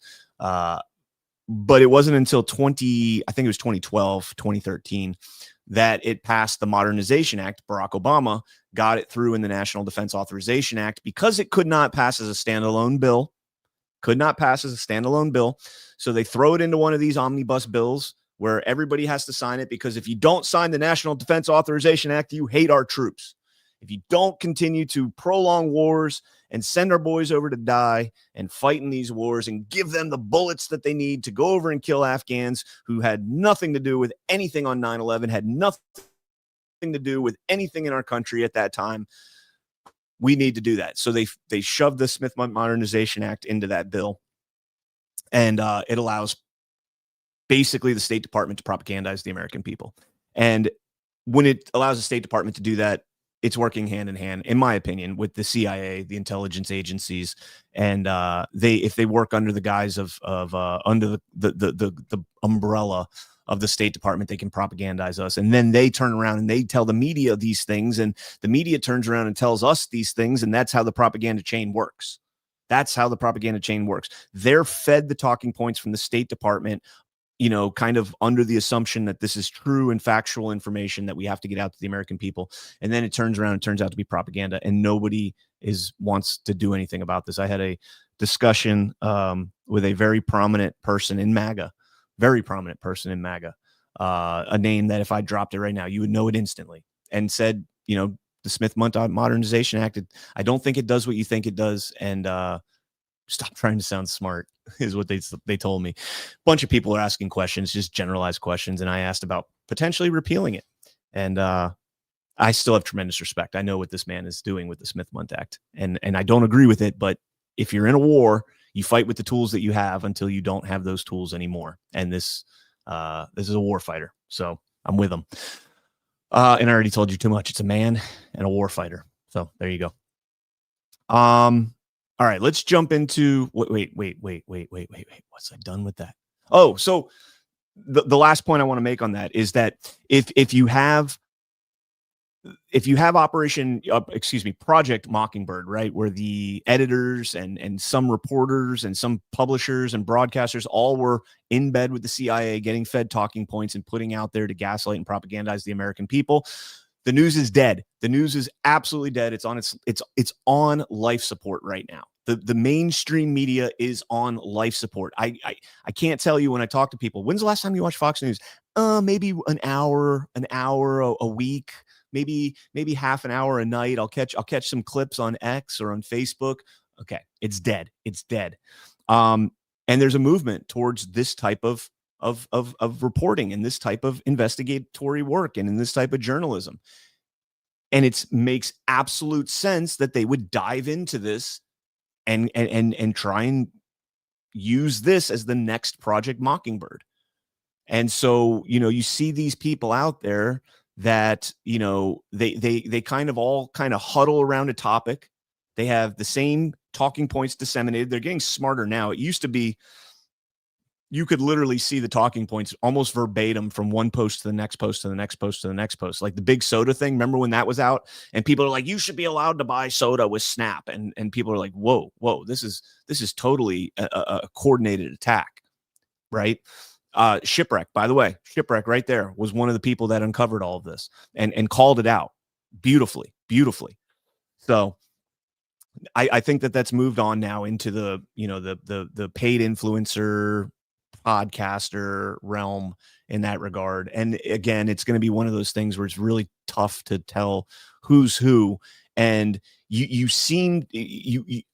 people tend to get more of an allegiance in this realm, in this medium, in the podcasting space, because people open up about things. Like people talk about their personal lives. I talk about my personal life. I talk about, stuff that's going on in my life all the time. And you have sort of a connectivity with someone.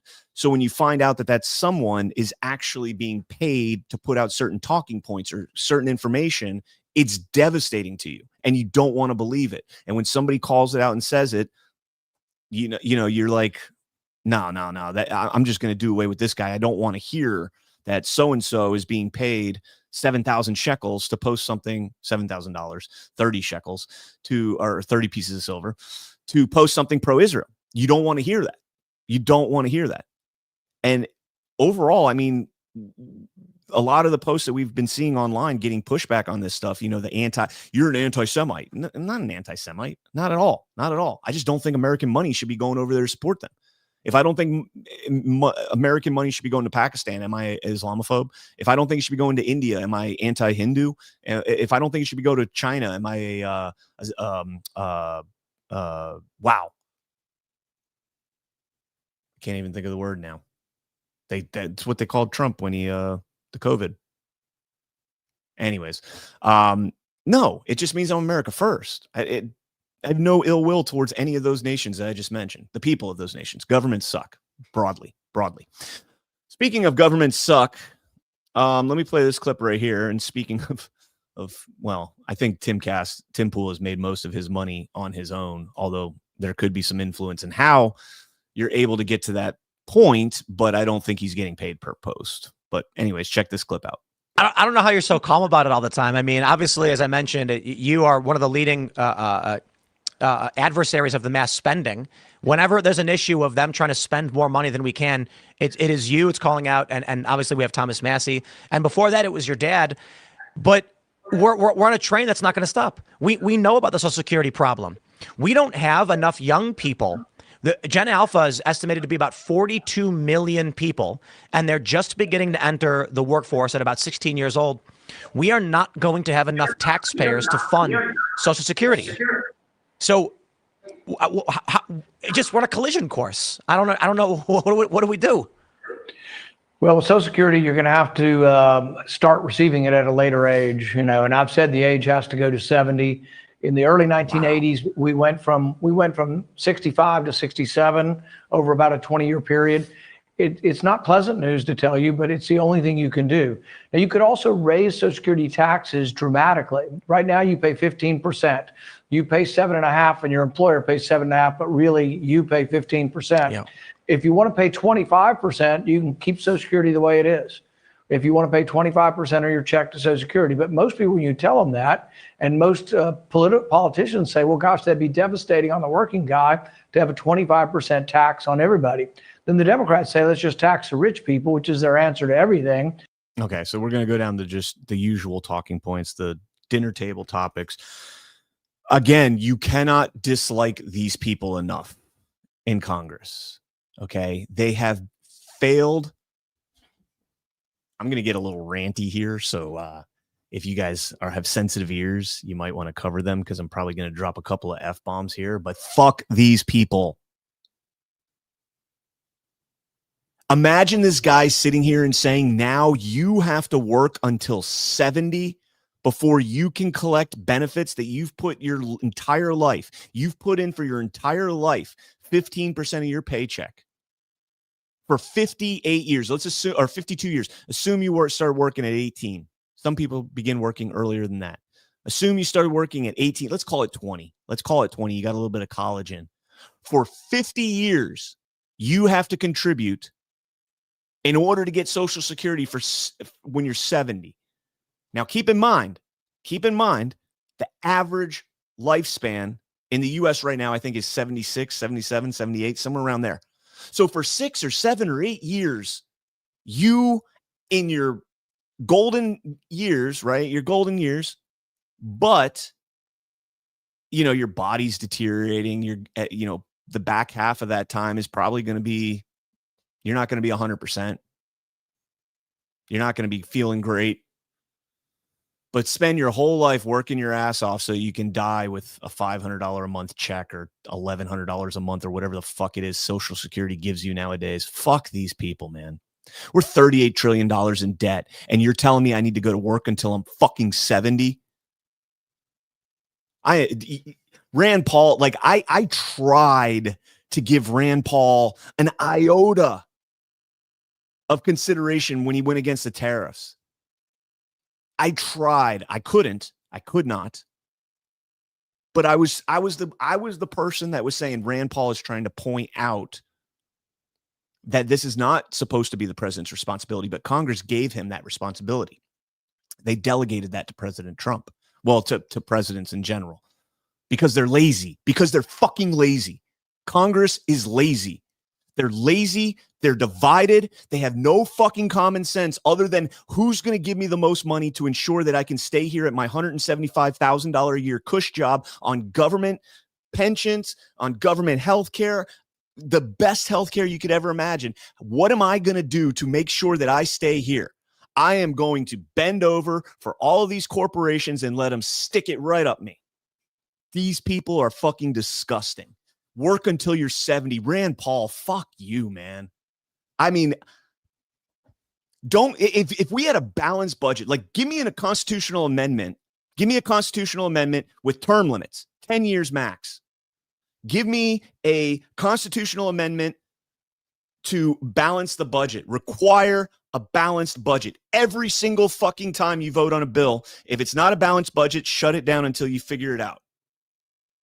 You're $38 trillion in debt, and your answer to that is work until you're 70, guys. Fuck you, man. Meanwhile, by the way, they get pensions right away. Federal employees, you can retire. In the military, you retire at 20 years. In hazardous jobs, you retire in 20 years. But you can't get your Social Security until you're 70. You cannot dislike these people enough. Check this out. Give you something else. Okay. So here's a little dirty little secret that nobody knows about. All members of Congress and senators and all federal employees, guess what we have? We have a retirement account called TSP. Yep. TSP. And this is the military, the entire federal government, all of us have it. And a portion of our paycheck goes into the TSP account, and it gets invested and it gets heavily invested. And guess what? I checked mine earlier today, and I've been earning an average of 20% on this TSP retirement account, while the American people's Social Security is raped and robbed and pillaged and going broke and going to be totally wiped out by 2035 unless we do something about it. And you don't even know if you're going to get your Social Security. So when I tell you, look, I am dead serious about the American people. If they really want. Okay, so this is 2 segments. I have 2 different clips here, and I didn't realize that they go back to back. This is the actual stream. Ship did a great job interviewing Marjorie Taylor Greene. I got to interview MTG back in 2020. I think it was 2022 at Mike Lindell Symposium when I was out there for the Gateway Pundit. And I got to interview her, and it was a fantastic interview. She is. I've said this for so long. Well, let me hold off there. So the TSP is absolutely real. Let me see if I could pull this up real quick. Here, and by the way, I was talking about Perplexity earlier. Just proof and point right here. I actually use Perplexity. I have Comment, but it's not on this system right here. But TSP has extremely low expense ratios compared to typical civilian mutual funds, 0.029% versus 0.7%. Average annual returns for 401ks are historically between 7 and 10%. Here's the TSP returns in 2025. The C fund, 14.8%. The S fund, 11.18%. The I fund, 25.34%. The F fund, 6.14%. And then, of course, the G fund, 3.34%. So these are your 2 safest investment opportunities. Look at that return right there in international stocks. Imagine federal employees making a 25% return on their retirement for international investments, stocks that they buy in international companies. She's exactly right. The numbers might be a little bit off, but the TSP is significantly better. But should anybody be surprised that the federal government is able to have put together a better retirement plan for their employees than they can for us? You cannot dislike these people enough. And that's why when I played those clips earlier on, the one that's like, maybe we should overturn the G. I can't say it. I mean, she's going for the completely wrong reasons compared to us, although maybe similar, rent skyrocketing. Like these are all things that the populist right and the populist left can agree on. The cost of living is skyrocketing in this country. Your average American citizen becomes less and less able to afford this. We are moving more and more towards, not that we're not already, but we are moving more and more towards a feudal state where, there's a handful of oligarchs. Well, a handful, there's 330 million people. A handful could be, 1 million people that control a huge majority of everything. And there's no possible way for us to be able to get a share of that. And I know this is like the crazy talk that these progressive leftists talk about. And you're like, oh my God, this person's a retard. Yeah.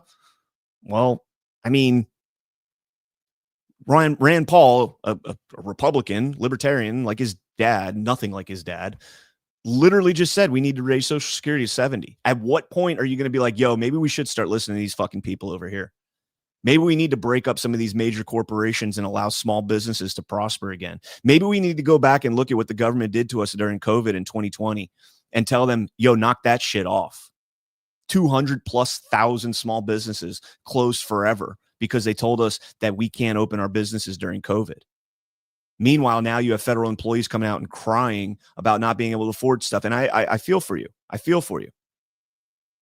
But you're a part of the same system that told us just 4.5 years ago, that told us that we can't go visit our dying parents in the hospital, or we can't go and open up our business and take the chances. You've told us the risk.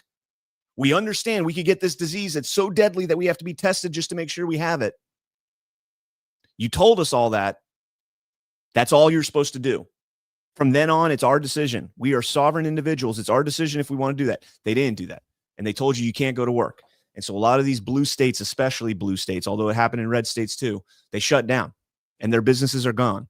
And you made a huger gap between the upper class and the lower class, pulling the middle farther to the lower class. There is no middle class anymore. It's not completely gone yet, but it's on its way.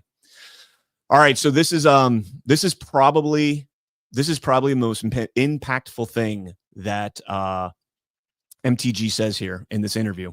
And she knows, she prefaces, we're going to make some headlines. She prefaces this.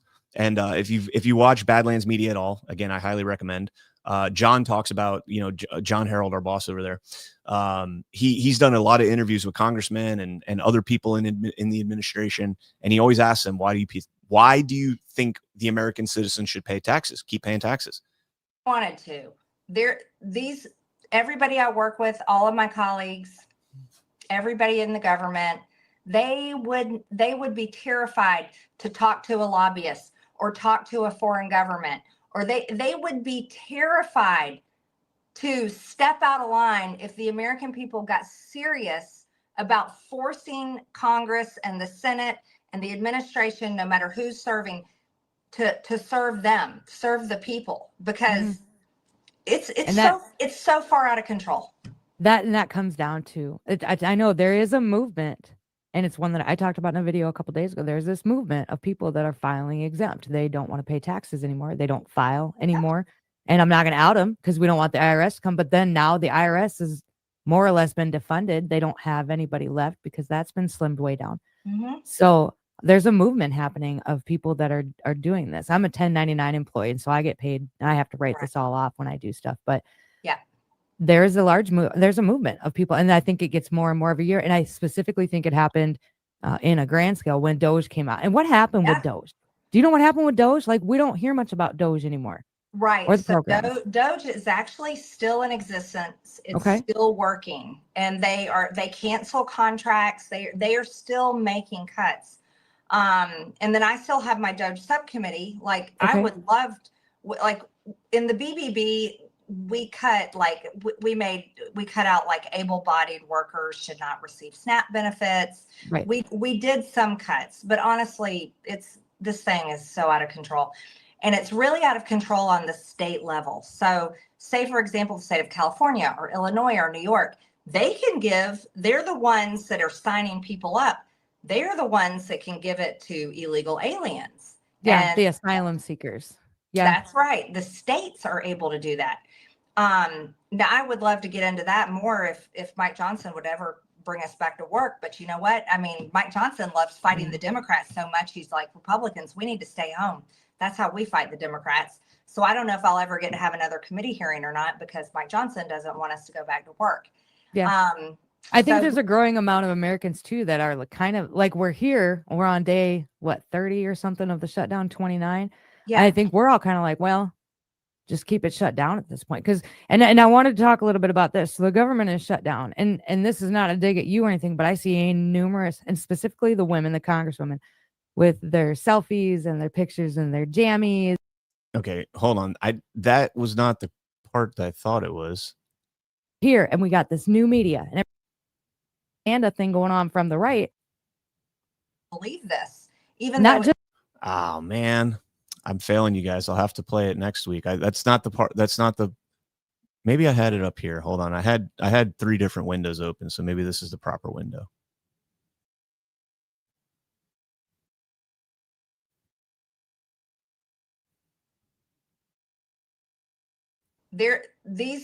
everybody I work with, all of my colleagues, everybody in the government, they would be terrified to talk to a lobbyist or talk to a foreign government, or they would be terrified to step out of line if the American people got serious about forcing Congress and the Senate and the administration, no matter who's serving, to serve them, serve the people, because it's so far out of control.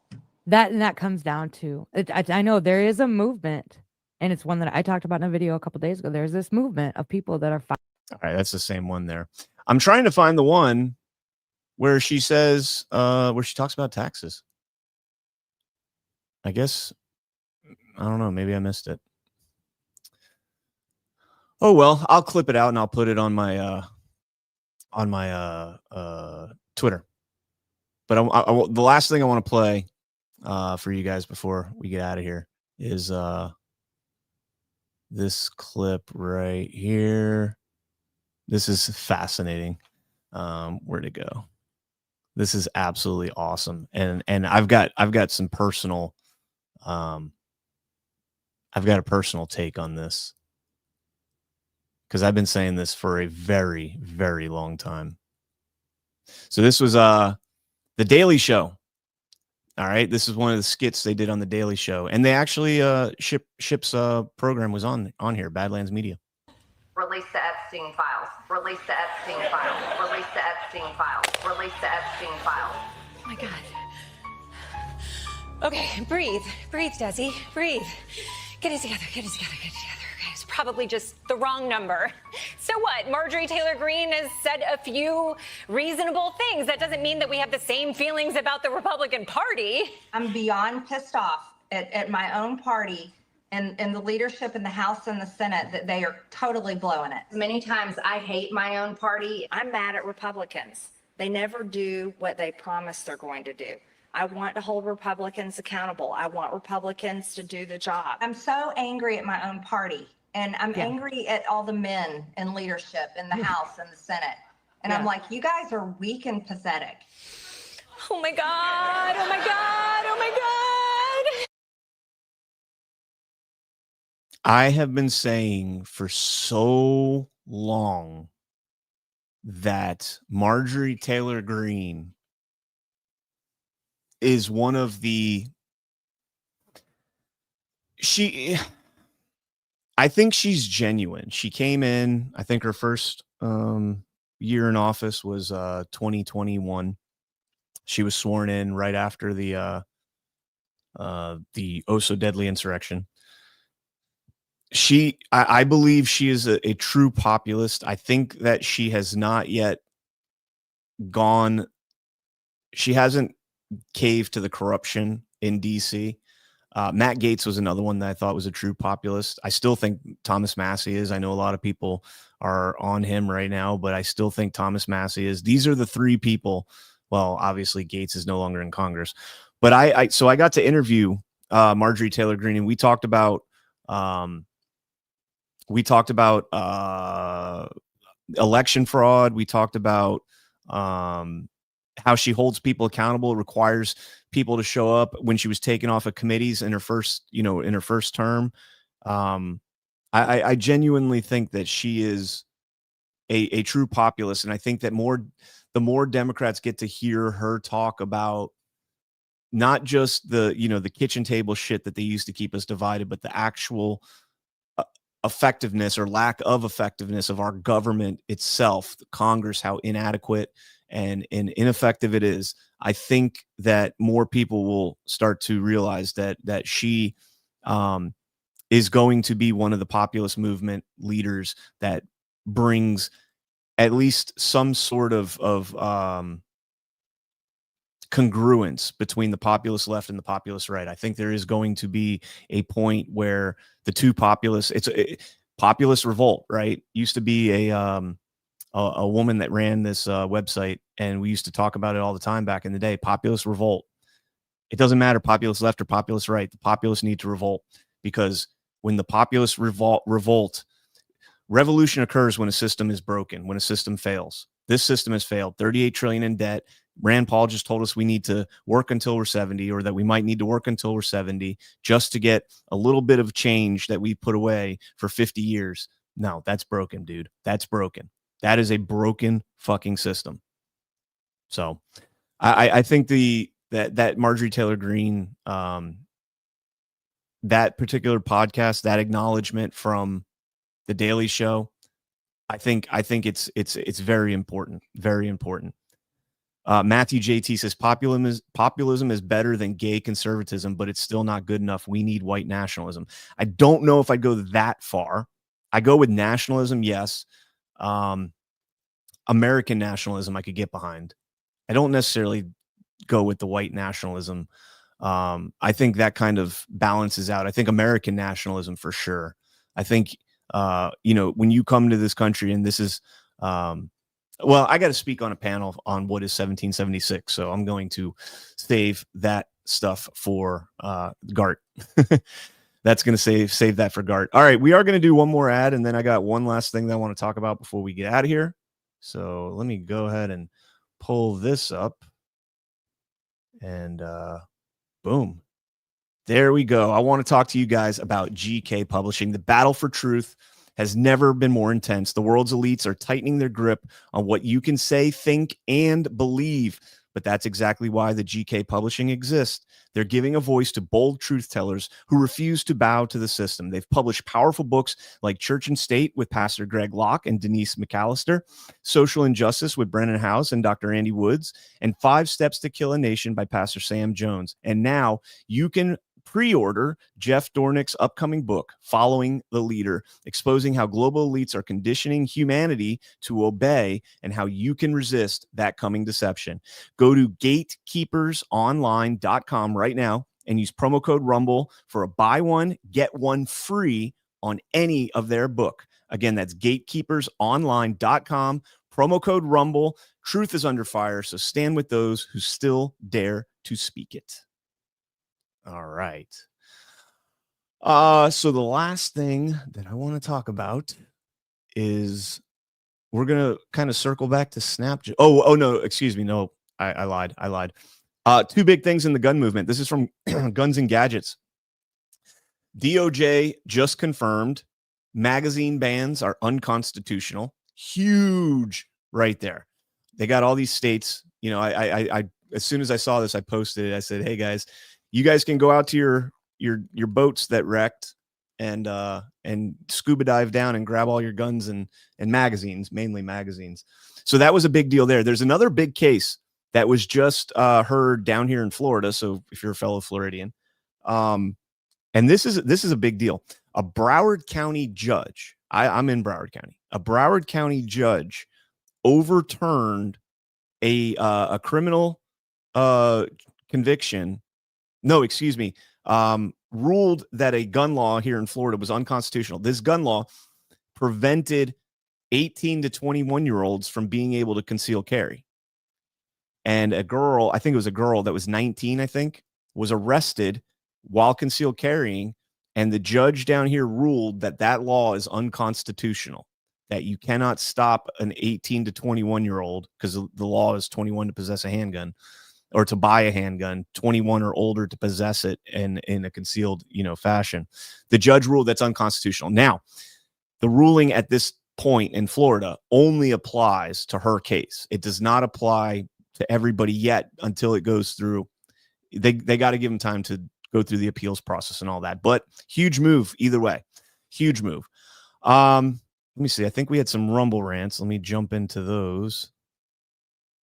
Yeah, that buy one get one free deal. That's a pretty sweet gig right there. Did I save? Oh, there are a couple Rumble rants, and I can't read it because I didn't open up the thing. Oh, Super Buff Shaft. There we go. Says, can you get the Gateway Pundit to cover donations for the people of the Arizona audit? Also, why are our reporters not talking about it in the White House?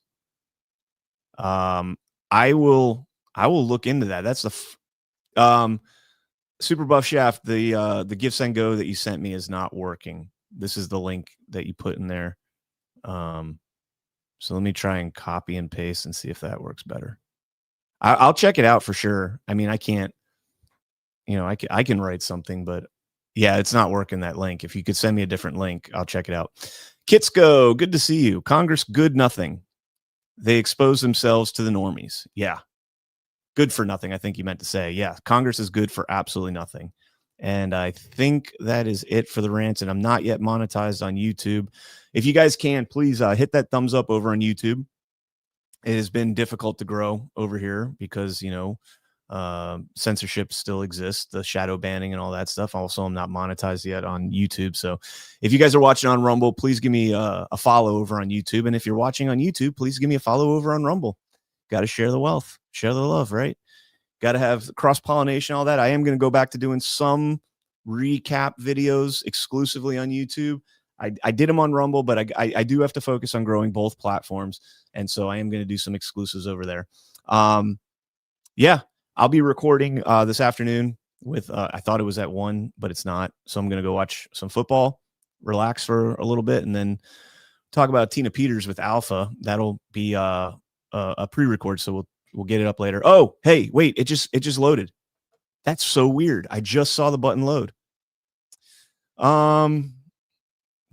I'll have to look into this, Super Buff.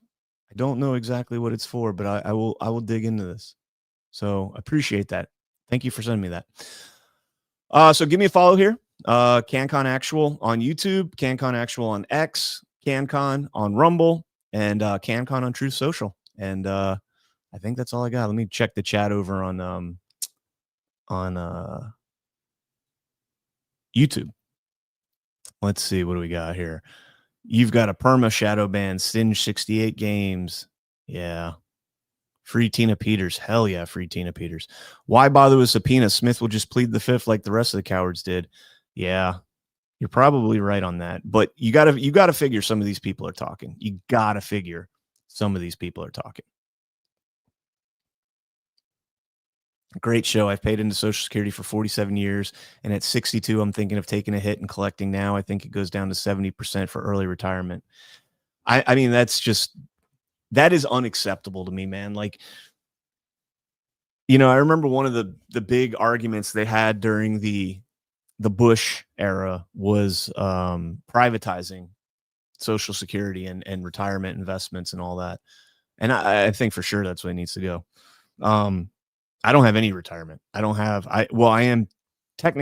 retired, but I don't have any retirement like accounts or anything. I have investment accounts. My investment accounts is silver, Bitcoin, and a little bit in the stock market. Not much, you know, a couple $1,000, nothing crazy. But I've put most of my eggs in the Bitcoin and silver, gold, tangible, brass into those markets, and you know. It fucking pisses me off, man. Like, there are so many things broken in our government, the spending. For Rand Paul to come out there and tell us to work until 70. Meanwhile, for 27 years,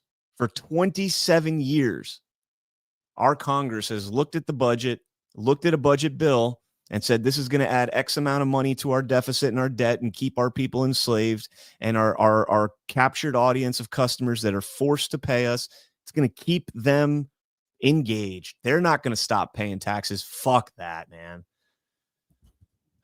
I'm not saying don't pay taxes, but I'm not saying pay taxes. I'm with G Money, man. You want to fund something in the government? Go fund me, bro. Start a Give, Send, Go. Like G Money says, go fund me, bro. Go fund me.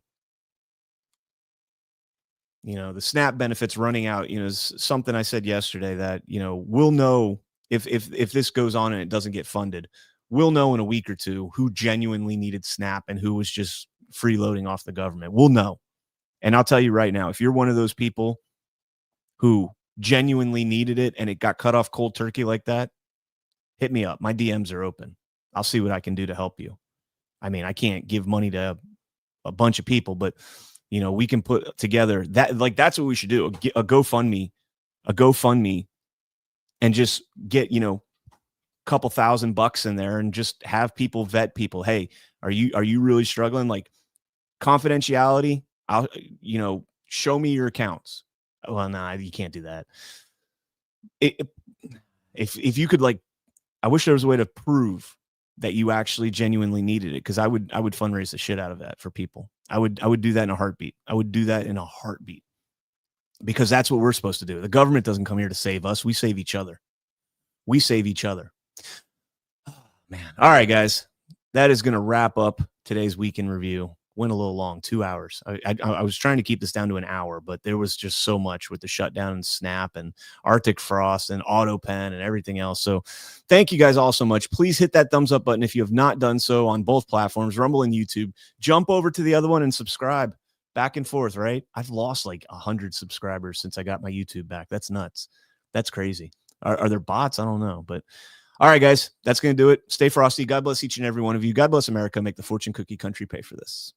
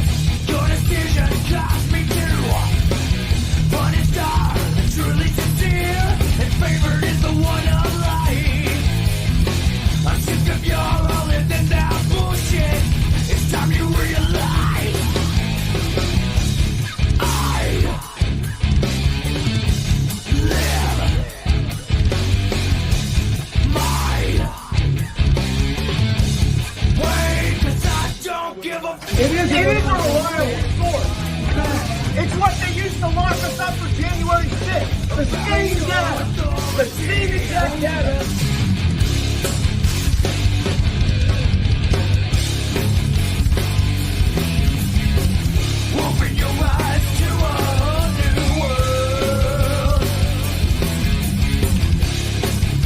which you never knew existed.